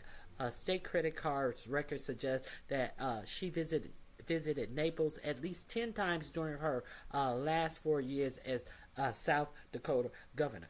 Dick is in Naples. Oh, wait a minute. Okay. Nome's top advisor, Corey Lewandowski, also appears to own a home in Naples near the city's pier. According to the property tax worker, Lewandowski is an unpaid staffer at the DHS servicing as Nome's de facto chief of staff. Chief of Dick sounds more like it to me. But hey, that ain't what the articles say. Maybe he may be a chief of cootie licking. I don't know. Media reports have also alleged that there it is. The two are romantically involved, which they have both denied. Lewandowski told ProPublica that he was not involved in the pier decision and that he was not in Naples during Nome's visit. For the first 7 months of the Trump administration, the pier reconstruction was in bureaucratic purgatory. The city has long been struggling to secure the regulatory approvals it need to start building. An email suggested that 45-47 wave of federal layoff had made the process even slower. These agencies are undergoing significant reorganization and staff reduction. A city official told a frustrated constituent in early August. That sometimes means that starting over with new reviews, something we face more than once. But all of a sudden, this has gotten approved. So I don't know if you know that they are complaining about this shutdown and what it's going to do. As far as these storms and FEMA is concerned, but you really don't have to worry about that. You really don't have to worry about that because your money is going to special interests and donors. And hey CEO boss lady. So that's where a lot of your money is going. The FEMA money is going to rich people. Okay, and as Florida is in a whole crisis about homeowners insurance. A lot of homeowner insurance companies have left the state of Florida, and even a lot of homeowners have to buy into this Florida public insurance fund, and now they're having problems with that, being able to insure homes in Florida. But if you're a big donor to Kristi Noem or the Republican campaigns, you can get your rich neighborhoods in any storm damages or ravage or floods repaired quickly if you are rich. This is about the haves and the haves not, and this is what they're doing with your FEMA dollars. I just want you to be real clear on that. Okay. Now, who is actually running the United States? who's actually running the United States. Let me share this with you. If you are unsure where all of these policies come from, surely we know that there are policies of Project 2025. But let me actually show you who is running over Marco Rubio, Pam Bondi, making decisions above and beyond them, and they have not even been elected for an office. They have not even gone before Congress to be okayed to do any job in the government. Just a rat, like a, you know how that sharks have that that little fish that's always swimming under their belly to feed off of whatever the shark you know, when the shark eats the little pieces that come out of the shark mouth. I think they swim under the shark bellies. This is who's running your government. So I just want to share this with you. Let's get into this. Stephen Miller. You will be surprised at all of the decisions that they allow Stephen Miller to make. He's even above Marco Rubio in the decision making. When all this is over, unless he receives a presidential pardon from Donald Trump, Stephen Miller will be held to account. He will be forced to answer questions about his role, his outsized illegal role. As much as I hate to be the bearer of bad news, this is alarming. Stephen Miller might be the actual president of the United States. And I know that sounds well, it doesn't really sound fantastical in a Donald Trump administration where he's off promoting his tennis shoes and his cell phones and his perfumes and all of the other nonsense, grifting off the presidency. He's got a true believer in Stephen Miller who runs the entire operation, who tells the attorney general what to do, how to do her job, who tells the Secretary of Homeland Security what to do, how to do her job. Let me give you 3 examples from different headlines of what I'm talking about, and then we will address his murder, his extrajudicial killing of people on a boat in the waters off Venezuela's coast. No evidence, no due process, just Stephen Miller's direction. First, let's go to the Daily Beast. Here's the headline. Stephen Miller is running the show for top cabinet official. The top Donald Trump aide has the real power at a key department and has since day one. 2 paragraphs. Stephen Miller, a top aide for President Donald Trump with no law degree, has secretly seized control of the Justice Department, according to a report in the New York Times. While the DOJ has historically operated with a degree of independence from the White House, Attorney General Pam Bondi has been receiving her marching orders from Miller since her first day on the job. Current and former Trump aides told the Times. A headline for Understand that Stephen Miller does not have a law degree either. Let's continue. the New York Times. As White House steers Justice Department, Bondi embraces role of TV messenger because that is but what she's been reduced to. And then from the article, Miss Bondi also urged people, let me go back. This is about Stephen Miller telling Pam Bondi, no, what you want is not what I want. You're not going to get your way. I get my way. And this is specifically related to the pardons for violent offenders who were convicted related to the January 6th insurrection against the country. Miss Bondi also urged people around the president to limit clemency for January 6 rioters to those not accused of acting violently. She was blindsided when Mr. Trump extended pardons to even violent offenders on day one. It was clear from the start that Mr. Miller, Mr. Stephen Miller, who is not a lawyer, would exercise control inside the department, current and former Trump aides said. Quote, I can't recall an attorney general who seemed willing to be subordinate to White House staffers, said Edward Whelan, a conservative former Justice Department official.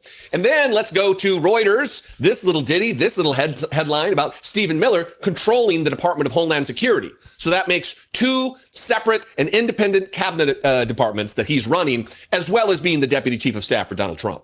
Again, from Reuters, the White House aide driving Trump's aggressive immigration agenda. For senior White House aide Stephen Miller, the architect of President Donald Trump's immigration crackdown, things were going according to plan. He'd set an aggressive quota of 3,000 arrests per day in late May, and the efforts to meet the goals pushed U.S. immigration officers into more communities and businesses, triggering protests and political tensions with Democrats. He's POTUS. Stephen Miller is the acting president of the United States, while our addled, dementia-riddled moron of a president sets his attention to the ballroom, sets his attentions to the gold leaf in the Oval Office, sets his attention to sharing conspiracy AI videos of himself and his daughter-in-law that he then has to delete because it's obvious that he thought it was real, and now he's trying to cover that up. Here's the latest headline about Stephen Miller very likely being acting president from The Guardian. Stephen Miller takes leading role in strikes on alleged Venezuelan drug boats. Exclusive. Miller's Homeland Security Council has played a key part in coordinating operations, sources say.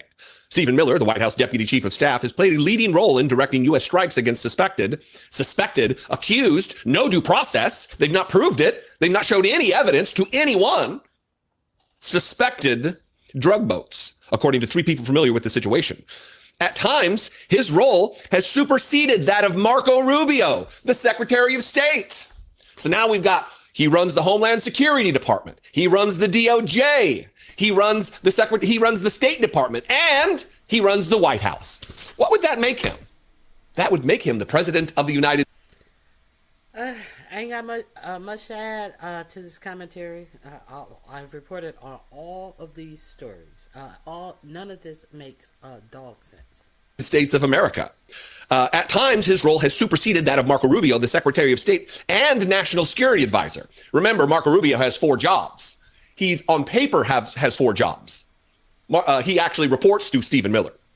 The strikes on the Venezuelan boats allegedly carrying narcotics, which the administration has claimed were necessary because interdiction did not work, have been orchestrated through the Homeland Security Council, the HSC, which Miller leads as the Homeland Security Advisor. Miller empowered the HSC this year to become its own entity in Donald Trump's second term, a notable departure from previous administrations where it was considered part of the National Security Council and ultimately reported to the National Security Advisor, who is now again Marco Rubio, who now reports to Stephen Miller. It's a snake eating its disgusting Trump tail. A White House spokesperson said in a statement, the strikes were directed by Trump, saying he oversaw all elements of foreign policy. The entire administration is working together to execute the president's directive with clear success, the statement said. The prepared statement said. But the previously underreported role of Miller and his massive influence with the president also explains how striking Venezuelan boats became a major priority and why Trump has been happy to deploy extraordinary military force to the region. Final paragraph that I'm reading, Miller's role also opens a window into the dubious legal justification that has been advanced for the strikes, which has been a matter of deep controversy amid allegations it amounted to extrajudicial murder in international waters. And of course, Miller's role does open a dubious window, seeing as though he's a non-lawyer, just noted white supremacist with hate that fuels his heart, that's making the decisions for the White House, for the Department of Homeland Security, for the Department of Justice, for the Secretary of State. That's a problem. We didn't elect him. But let me say this. When all of this is over, unless he receives a presidential pardon from Donald Trump, if Donald Trump doesn't die on the job in the next year, Stephen Miller will be held to account. He will be forced to answer questions about his role, his outsized illegal role in some cases. He is not Senate confirmed. He was not appointed to any position with any oversight whatsoever. This is a problem. They know it's a problem. That's why they try to keep it a secret. This system is called the endocannabinoid system. You will deliver the most important senior health initiative of the century. Yesterday, Okay. So I just wanted to share that information with you. Now, I don't know. I ran across this gentleman's channel on, I think it was this morning. I ran across his channel this morning, and I see a whole lot of reasons why it would appear that this white on white crime would be talked about a little bit more, but for some reason it is not. I have come across some stories that are mind blowing that I have never heard about. Let me share this man's page with you. It's called Taylor House Publishing. Have you guys heard of this channel? I'm going to drop the link. The link is in my description box. I am also going to drop it in the chat box. If you have not heard of all of this stuff that he reports on, it's mind-blowing. Let me some of the stuff that is going on in the United States. A Charlotte police officer arrests a black child for reckless driving on his bike. A white man kills a California police officer while he was serving a warrant. This was 10 days ago. A white man fight back. A white man kills a Kansas police officer responding to a domestic dispute. White man shoots at police officer after holding a woman hostage, and he lives. He shot at the police officer. Let me see. This is one that I found quite interesting.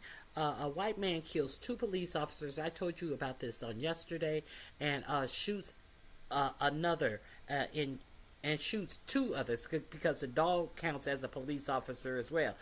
He killed 2 police officers and shoots 2 others. Let me see. Did you guys hear about the New Hampshire mass shooter? He worked at the country club that he targeted. I didn't hear about the New Hampshire. This was 2 days ago. A gunman who shot 12 people and burned down a church was a Iraqi war veteran. We heard about that. This is the mass shooting at a casino in Texas. It appears that this is a black offender. I am not sure. He has a black man pictured right there. He usually has the shooter right there. Mass shooter who shot 11 people in North Carolina was a Iraqi vet. Have you guys?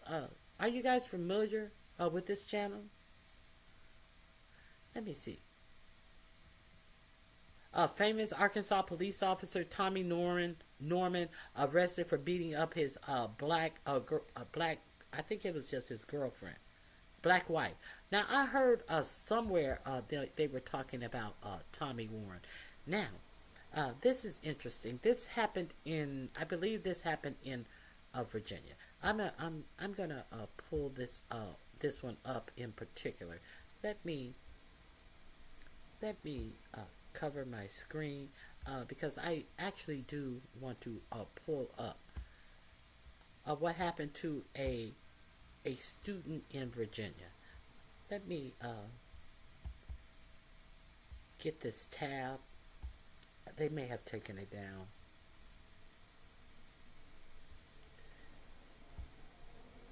Okay, here we go. Let me share this with you. This happened in a Virginia school.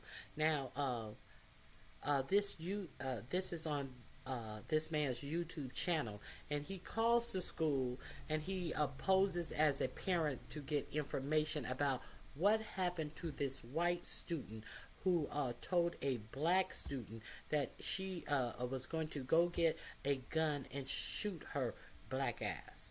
And all the teacher did was tell her to go take a walk, go calm down, go take a walk. As they are now, it has been alleged in his report that the black student got 5-day suspension. However, everyone says that the white student was the instigator. So he asked the school, is his child safe at this school? What is being done? We can't tell you what's being done. Are you a parent? We're going to send out information. And but she's not at the school. She's not at the school. Now, we don't know if she has just been suspended or expelled. I found that this was weird. With them trying to talk about black violence all the time, and all of these things, you don't hear of any of this stuff. So let me share this with you.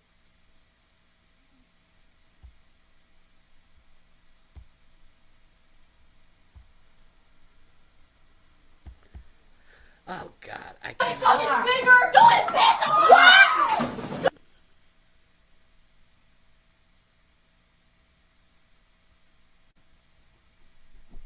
I don't know why it's not. Grayson, take a walk. Grayson, take a walk.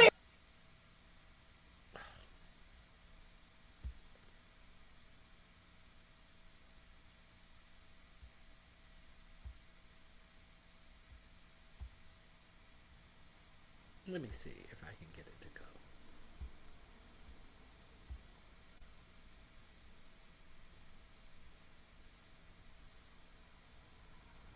Oh, I can't get it. Bigger, do it, bitch!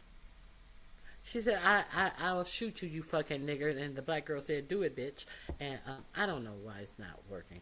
And then they tell her to take a walk here. She also threatened to shoot her. I will shoot your black ass. And they tell her to take a walk. Grayson, take a walk. Grayson, take a walk. Oh. Fucking shoot your black ass! She angry, y'all. She angry. And nothing happened to this student as of yet. It has been reported that not much happened to that student. So I don't know if you guys are familiar with that. I wanted to share that with you as well. Now, what else do I have? I have a couple of more things that I want to share with you. I thought that these Republicans were all stand-up people. I thought that they were the family values of the political realm. It's just odd that this type of thing keeps coming up in the Republican Party. I'm not sure if you guys have heard about this. Let me share this with you.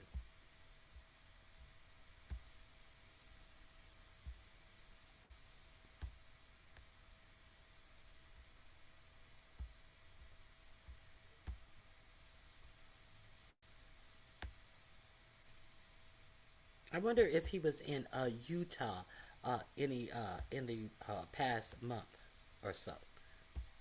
Day that ends in Y, and so what that means is there's another MAGA closet case who was just outed. So take a look at this. Wisconsin MAGA candidate caught subscribing to numerous sexually explicit accounts, including non-binary pornography performer.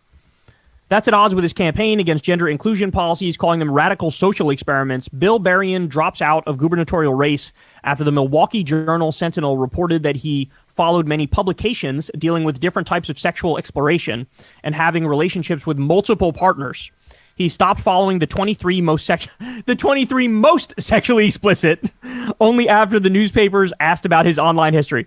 So he's still following some of the sexually explicit ones, but not the most sexually explicit. I love that. The self-described family value supporter of Donald Trump ended his Republican gubernatorial campaign on Friday. All right. So let's see what this guy's up to. Republican businessman Bill Berrien drops out of the race for Wisconsin governor some 11 weeks after entering as the first-time candidate in that race. The news coming just days after a Milwaukee Journal-Sentinel story revealed that Berrien followed several sexually explicit accounts online. including a non-binary pornography performer. Berrien was supposed to be the keynote speaker at a Manitowoc County GOP event on Thursday night, but organizers say he decided to cancel after, quote, a very rough week, end quote. Berrien saying he did not see a path forward in the GOP primary, adding in part, quote, he had a speaking engagement. He's like, I can't go to that. I've had a really rough week. As a result of our politics today, I cannot focus on the issues I know will turn Wisconsin around. I have come to the conclusion that I do not have a path to the nomination, end quote. You know what's crazy? What's crazy is that you could be Randy Fine. Well, he didn't deny it. He did not. For once, he did not deny it. He didn't say.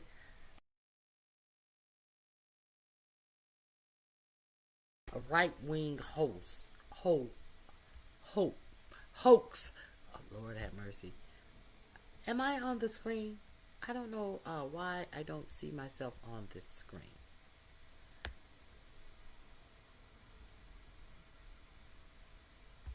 Oh, I had that on the screen. You didn't need to see it anyway. Well, then I have another one. That was in Wisconsin. Now, let's, count up the many cases of this same type of behavior. Some of these I've reported on. Some of them are new to me as well. Who are trying to impose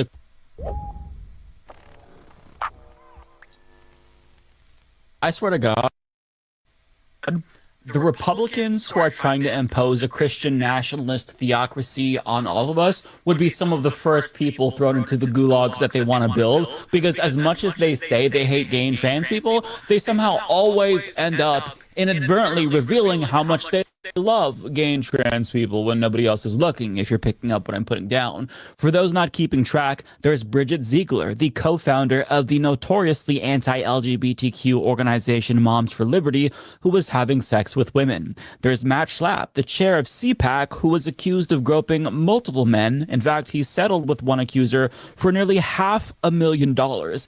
There's Randy McNally, Tennessee's lieutenant governor. Now, the Moms for Liberty chick, she was actually over banning books for Florida public schools. This is the woman who is trying to tell you what your child can and cannot read. What was too queer for your children. And that's what she was, I remember reporting on. Who voted in favor of anti-gay policies despite leaving heart and fire emojis in the comment section of an Instagram Twink's thirst traps. There's Jesse Lee Peterson, the anti-gay radio host and pastor who forgot to log out of his main Twitter account before liking gay porn. And by gay porn, I mean the gayest porn imaginable. Like, we're talking men eating each other's asses gay. There's also... Now, I did not know about Jesse Lee Peters. I did not know about Jesse Lee Peters, Lord. Now, what is Alec Jones is up to?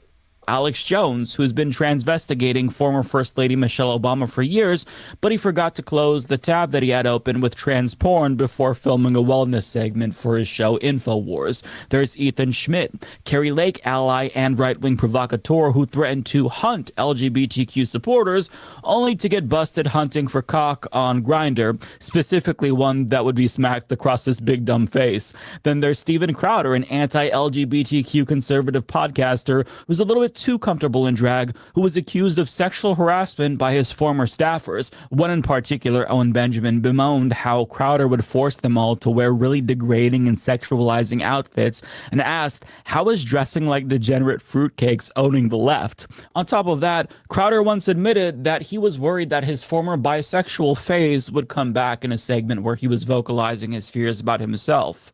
I'm afraid, frankly, that he used to have a bad temper. I'm afraid of it coming back. I'm afraid of Mr. Hyde rearing his ugly bisexual head. That was a short phase. No, I'm afraid of getting angry. I'm sorry, but if one of your current fears is that your former bisexual phase will come back, it's not a phase. Like by your 30s, you should have that sorted out. The fact that you don't is a little bit telling. But I'm not done. There's also Oklahoma School Superintendent Ryan Walters, who banned LGBTQ material from schools on grounds that they were tantamount to porn, only to get caught screening pictures of naked women himself. Now, before that, a local publication found old photos of him and his old friend where they were wearing matching flip-flops and sitting conspicuously close to each other, and the hand on the leg really says it all. But if not Ryan Walters, I've delved deep into him prior to these porn allegations coming out about him showing them on his school television by mistake. I talked about all of the right-wing stuff. A public school must have a Bible in every classroom. They must teach out of the Bible. All of his wanting to have a Charlie Kirk's Turning Points USA in every high school, demanding it be in every high school, and then resigning the next day to go work for a profit school, taking Oklahoma school voucher money and assigning it to a Arizona-based homeschooling gig that taught patriotism for your school, for your children as a K through 12 courses. Yeah, him. that wasn't gay enough, he was also a big Swiftie, apparently. And the only thing that could possibly make that photo of him look gayer was if he had a dick in his mouth, literally. Although, to be fair to him, he presumably is a 4 on the Kinsey scale, which makes him bisexual, assuming that the straight porn that he had on his computer wasn't some form of exposure therapy that he was forcing himself to consume in order to become straight. Listen, I've been there, Ryan. Spoiler alert. Women are not an acquired taste, my friend. You are not going to make yourself like it by watching it. But keep in mind, like, these are only the more recent examples of high-profile bigots getting exposed as closeted homosexuals or chasers. If I named all of them, we would be here all fucking day. In fact, the website Gay Homophobe, which kept track of them up until 2021, just stopped doing that because at this point, why even bother? We all know that if somebody is vocally anti-gay or anti-trans, it's probably because they have something to hide about themselves. And this keeps fucking happening. Just last week, Bill Berrien, an anti-trans Republican running for governor in Wisconsin, got caught following multiple kink-related accounts on Medium, one of which was a trans porn star. Are we going to forget about 4547 spiritual advisor? No, we're not. Named, wait for it, Jizzly. I take it because they're the Jet Li of jizzing. I mean, I don't know, but you can't make this shit up. But they refuse to understand that their obsession with hating LGBTQ plus people makes them look more suspicious. But what makes it all the more hilarious is when these idiots end up telling on themselves inadvertently. I'm, of course, talking about one of the biggest right-wing influencers right now in the game, Benny Johnson, whose initials are BJ, who notoriously outed himself literally while he was being anti-gay. I know you saw this, but in a now-deleted tweet, he complained about the advertising on the Military Times website, and as you can see, there is indeed an ad for the world's largest gay cruise. But if you look at the little icons in the top right, you can see that these are Google ads based exclusively on his own search history. Will never not be funny. But this man has a wife and kids. So, like, I couldn't imagine the look on his wife's face when she sees this and finds out, oh my God, I'm this man's beard. What the fuck? Although odds are she probably already had a hunch that this was indeed the case based on what fellow right-wingers have alleged. Back in March, so-called ex-gay Milo Yiannopoulos tweeted, which happy-go-lucky podcast host gets trashed and has sex with young boys in the latter's hotel rooms at Turning Point conferences, leaving his wife weeping in the arms of other men downstairs amid the APAC leaflets and trestle tables? He follows up by saying his initials are BJ, and that's how 1,020-year-old male Turning Point volunteers will remember him. Now, 1,000 might be a bit hyperbolic, although on second thought, maybe he's making a more conservative estimate. when he says 1,000. But even though Milo Yiannopoulos isn't the most reliable source, someone who is reliable corroborated that this is conduct from Benny Johnson at large gatherings where there are other men who like other men, specifically back in his BuzzFeed days. So Saeed Jones explained on Blue Sky, I made out with Benny Johnson at an empty dressing room at a BuzzFeed holiday party in 2013. It haunts me to this day. Anyway, it's funny that he's done literally everything but come out of the closet. Men will literally become traitors to their country rather than go to therapy. He goes on to explain, everyone got sloshed because of the open bar. Benny and I went into a dressing room and started kissing. Would have gone further, but he said something cringe enough to snap me back to my senses. I rolled my eyes and left. Okay, this is like 100% confirmation that this happened because that does sound like Benny Johnson. He adds, I'm not naming names, but I was just informed I wasn't even the only guy Benny made out with that night. So Benny Johnson's former BuzzFeed coworker spills the tea, and then his other coworkers reach out to that coworker and say, yeah, you're not the only one. But look, I am so incredibly sorry that you had to visualize Benny Johnson making out with other men. It almost makes me feel homophobic, if I'm being honest. But I mean, I'm still glad that Saeed shared that information.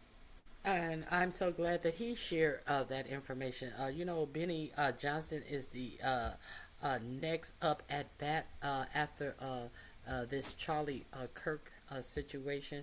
I just, ran across that little bit of information and do with it as you please. So that is being reported.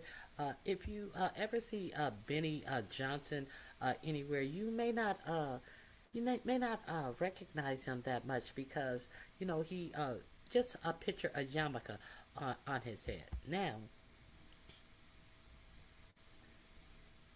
I didn't talk about the Anna Kasparian, Jillian Michaels rough up. If you guys didn't hear about that rough up, it was all behind Netanyahu. Let me see. What is the name? They have a View like a show on YouTube where they ripped off the View. What is the name of that show? Let me see if I can find it. Let me find it on. Maybe I can find it here. Now,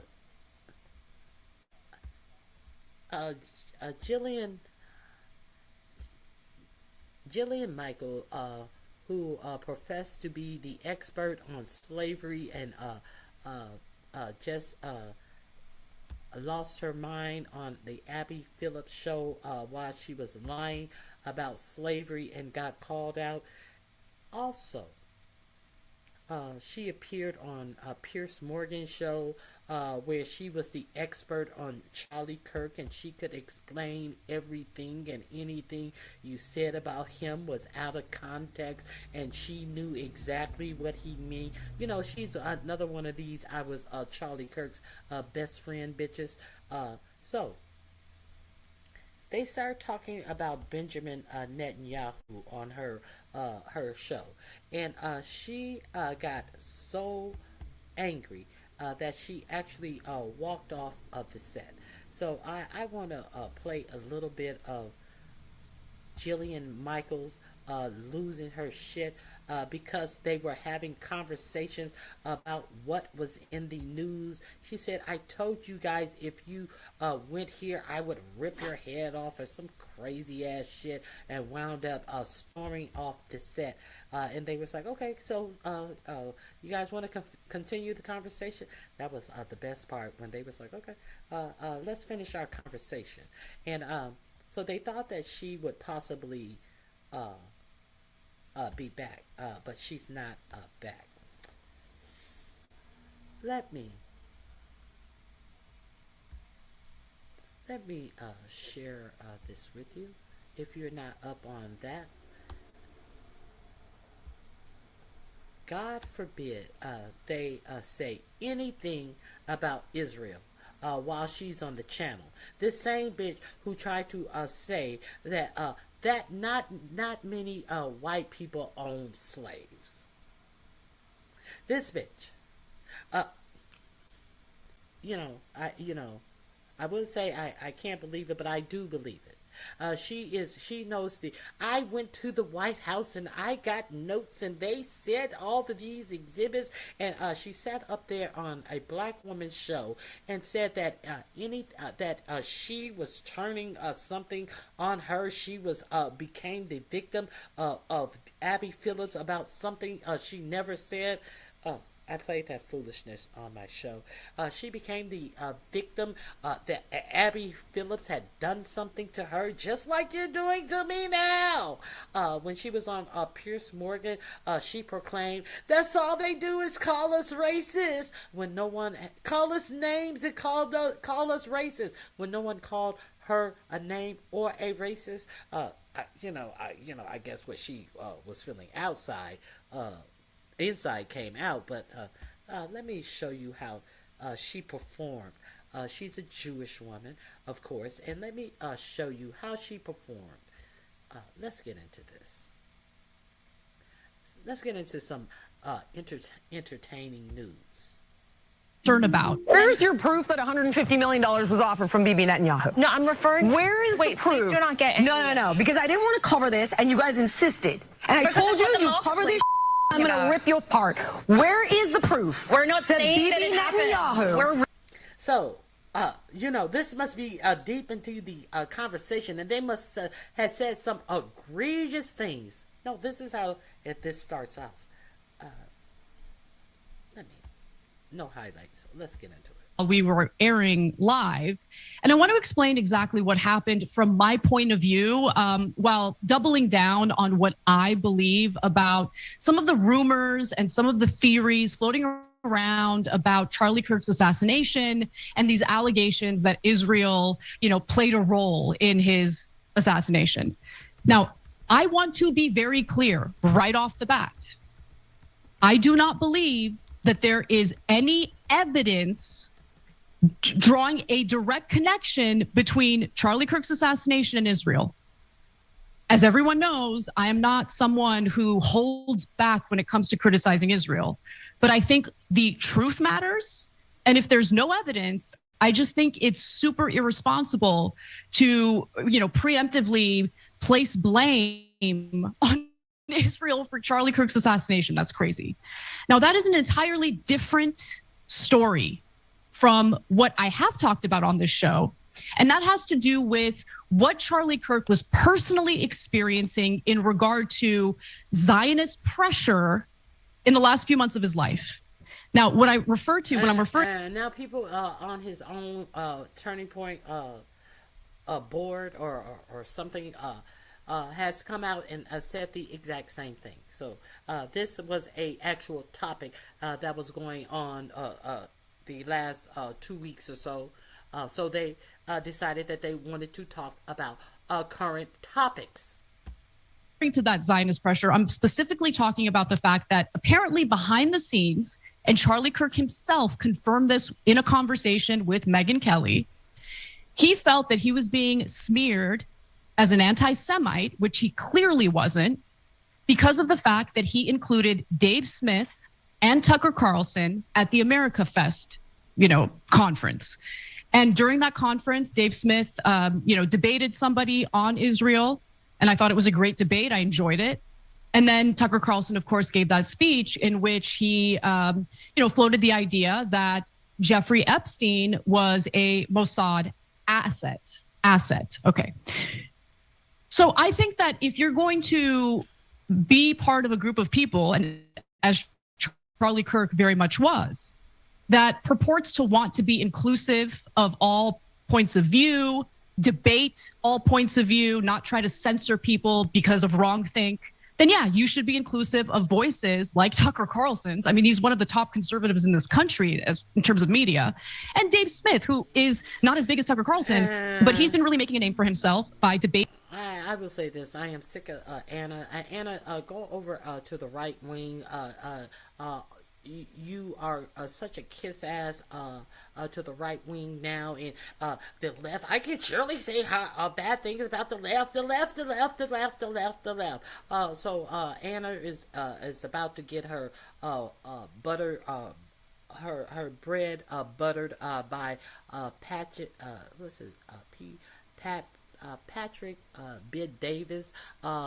That's who Her Take is the name of the show, is produced under. And they have to be in Florida 100% of the time. Jillian Michaels was kind of like the Barbara Walters of the show. She actually said that she was the one who got Anna her job. Now, Anna is more of a call it however you want to, has been in the news game way longer than Jillian Michaels, but she said that she got Anna her jobs. So Anna lives in Los Angeles. There are speculations that they have said that they will go on with the show without Jillian. It's speculations that Anna may take over this right-wing Patrick Beck Davis produced YouTube show. So we'll see what happens. But I'm sick of her, all of this extra long explaining. We were just just say, bitch, we were just talking about the news, and what was going on. And Jillian Michaels lost her shit. That's what happened. That Kirk was still very much supportive of Israel, which is absolutely true. Take a look.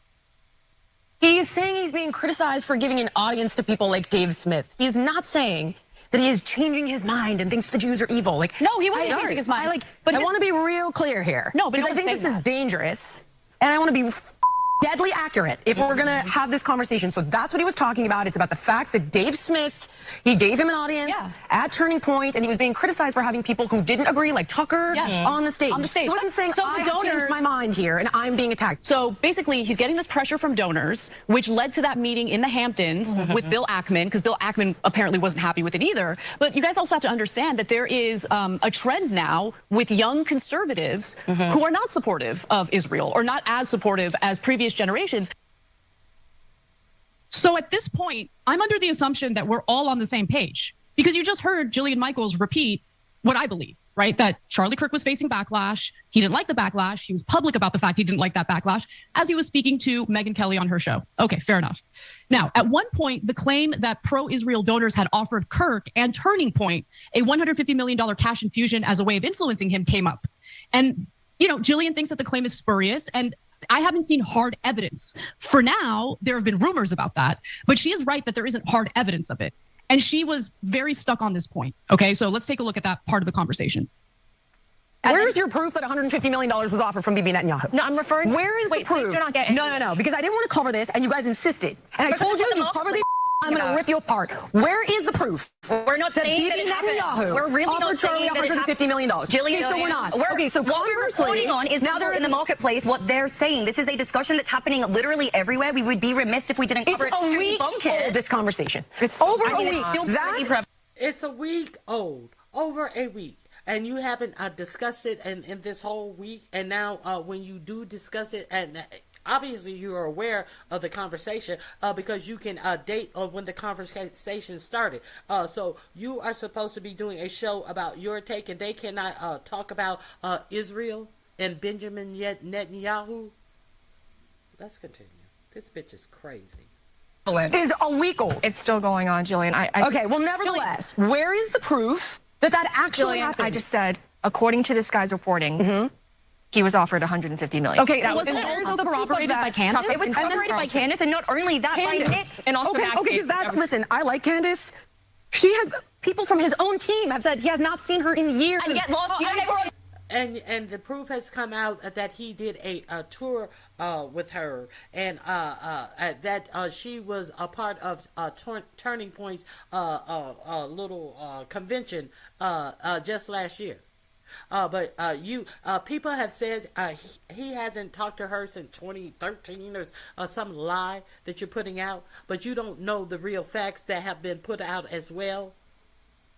Come on, bitch. Come on, bitch.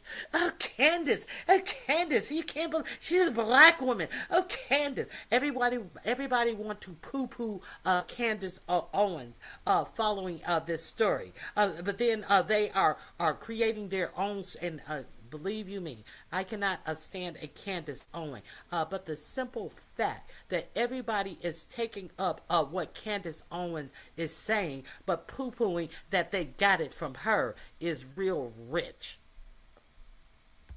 Pull together. Okay. No one has reported that Benjamin Netanyahu personally has offered or had offered Turning Point USA $150 million.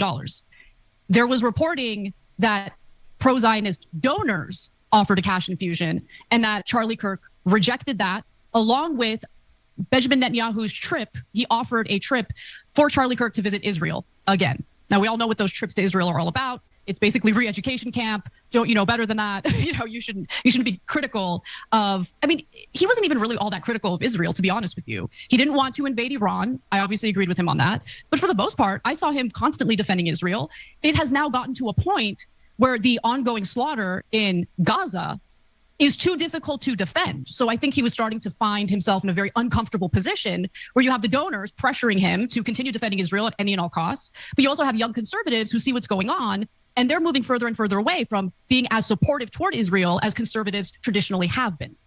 Okay, so at this point, honestly, I lost patience. And the reason why I lost patience is because of exactly what you heard in that video. We're having a conversation. We are discussing what various people are saying, what various reports are alleging. You have to get through the presentation of the story and what the various people are saying before we can all weigh in on what we think and what our analysis is. But we never even got there. Okay, Amy is trying to present everything. As she's trying to present everything, she keeps getting interrupted. Jillian already has in her mind what all of us think about all of these issues without ever hearing what we think about any of these issues. And when I heard her look at Lindy, who I have gotten into many arguments, heated arguments with, when she looked at Lindy and said, I told you I didn't want to talk about this, and if you did talk about it, I was going to rip you apart. That kind of threat is unacceptable. It just is. I have had all sorts of moments on that show because of the fact that I have many disagreements. The whole point of that panel is to have various perspectives represented. We get into debates all the time. There have been moments where I have felt disrespected, not by Jillian, to be fair.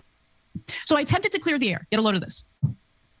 There are two things being conflated right now. There are conspiracy theorists who think Israel killed Charlie Kirk. They have yet to provide a shred of evidence proving that. Done. End of story. We're not talking about that. I am talking about something entirely different. Talking about that. No, hold on. Let me finish my thought. Okay, the real issue here is that before most people even knew that Charlie Kirk was dead, you have Netanyahu giving multiple interviews talking about how, using the moment for his own political purposes, like the That's fool that he is. totally Let me finish my point. Him killing Charlie Kirk. Did I not never just said that. I literally So now we're just gonna make let me finish sidebar my point, Jillian, because none of us can finish the damn point without someone else jumping down your throat. I don't think that Israel killed him because there's no evidence of that. But I had a problem with Netanyahu exploiting an assassination in this country for his own political means and purposes and lying about the nature of his relationship with Charlie Kirk. I cleared the air. Very specific. I repeated twice. Okay, we heard that. Let's get to the rage quitting of it all. Here we go. She could have had a conversation about it, but that's not what happened. This is what happened. Because Charlie Kirk didn't like Netanyahu, just like any warm-blooded American shouldn't. Netanyahu is a bad guy. And he wanted to make it seem like, no, we were all great. We were good. We had a great relationship. Little did we know, behind the scenes, there was a lot of pressure towards Netanyahu. But Jillian likes Netanyahu. About how do we bash Israel? This is not for me. I'm not interested in this. Okay, I know. I'm sorry. Let's be good. Let's be good about precious Israel. Let the country commit a genocide. Yeah. Okay. Zero. I think you guys are great. I fundamentally disagree with you about every show doing this. I'm sorry. Cool. So can we continue the conversation? Yeah. Let's. Okay. You wanted to do it anyway. Let's finish the last topic. All right. All right. Wow. Okay, guys. So, again, to clarify, I don't think Israel did it. I'm sorry. It is not some angelic country. It's a foreign country, and we have the right to be as critical of a foreign country as we want. We have the right to be as critical of our own country as we want. That's my take. And okay, if you guys didn't see that, there it is. If you guys didn't know about that, let me stop sharing and see what you guys are saying in the chat. Hey, I am so sick of both of them. I just wanted to play the rage quitting. I also agree with you, Leonard. The girls are fighting. Now, the reason why I wanted to follow up with that is because of the bullshit that Jillian pulled on Abby Phillips' show. If you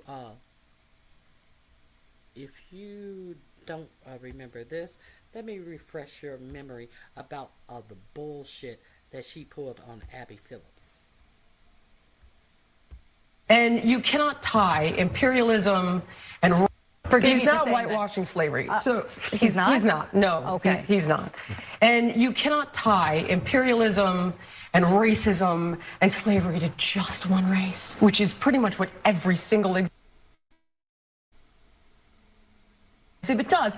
But let's talk about the fact that when you look at slavery, let's talk about the fact that slavery in America was do you realize that only less than 2% of white Americans own slaves? But it was a system of white supremacy. You realize that slavery is thousands. Okay, so that's a bullshit lie. She said that she went to the Trump administration and got all of her talking points. She said that every exhibit says something, about this nation being bad because it has slaves. These are her talking points that she later goes on to another show to try to prove that all the wrong shit she said on this show is correct. 2% of people in the United States had slavery when they were even counting the slaves in the census. In the census were even counting the northern states that did not have slaves. So she wanted to count the slaves and count the non-slave holding states to get to a 2% number of people in America had slaves. This is what this bitch was trying. And I watch her lie and play a victim, like Abby Phillips has done or said something and to her that was wrong. Of years old. White people were Do you know the slave who owners. was the first race to try to end slavery? Wait a second. Well, what's controversial? I'm very surprised. This is an extraordinary exercise in historical revisionism.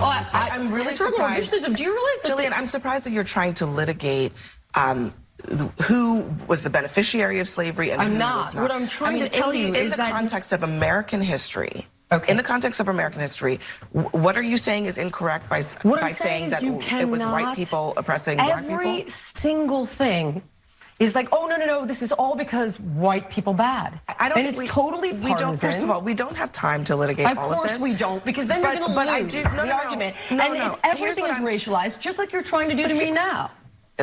Excuse me?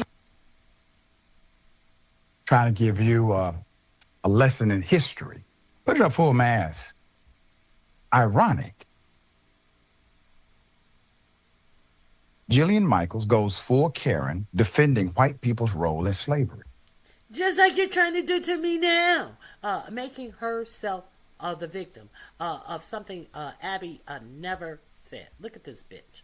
Look at that fucking snarl on her face as she thinks she has all the facts because she went to a lying administration to get her talking points. But she doesn't even know shit about history and has adopted a fucking Haitian child. A female Haitian child. I don't even know if she has instilled in her that how the Haitians rose up against slavery and won that fight. I'm pretty sure. I can't guarantee it. But this bitch don't know shit. But she's thinking she's schooling on this panel. Argument. If everything is racialized, just like you're trying to do to me now. Excuse me. Everything's racialized, just like you're trying to do to me now. So, let's hit some high notes where Jillian Michaels showed up on Piers Morgan's. Let's hit some of those high notes, can we? Let's get into it. A couple of shorts I want to share with you.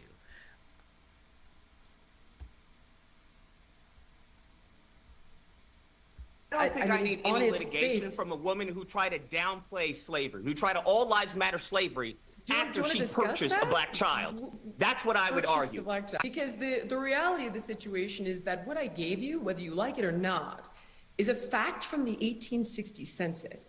And the point literally is not a fact. downplay slavery. It is actually a bastardization of actual history. So to try and implement or to say this all lives matter when it comes to slavery, which is abhorrent and in extreme contradiction to American history, especially in this country as chattel slavery as black Americans, is abhorrent and perverse, especially you, who is the mother of a black child, who she purchased. Right.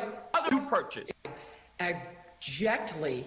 I don't think I need any litigation from a woman who tried to downplay slavery, who tried to all lives matter slavery. If you didn't see that, you really need to check that out. Let me see. Is there another point?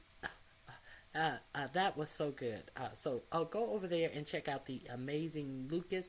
Let me drop his channel here for you. He has a great political commentary. She's on that Kirk juice. Go over there and check out his channel. Great commentary. Also, go over and check out Reese Waters, of course. Fabulous commentary. So, I think that's all that I have for you guys today. I appreciate you coming out and yeah, have a great remainder of your night. I got to get out here and walk the dogs. I got off track and it is what it is. I appreciate you guys' support. Hit the like button, share a comment to move me in an algorithm that people are actually talking about world issues with some type of understanding of world issues. So I appreciate your support. I hope you guys have a great night. And that's it for me. I'm out of here.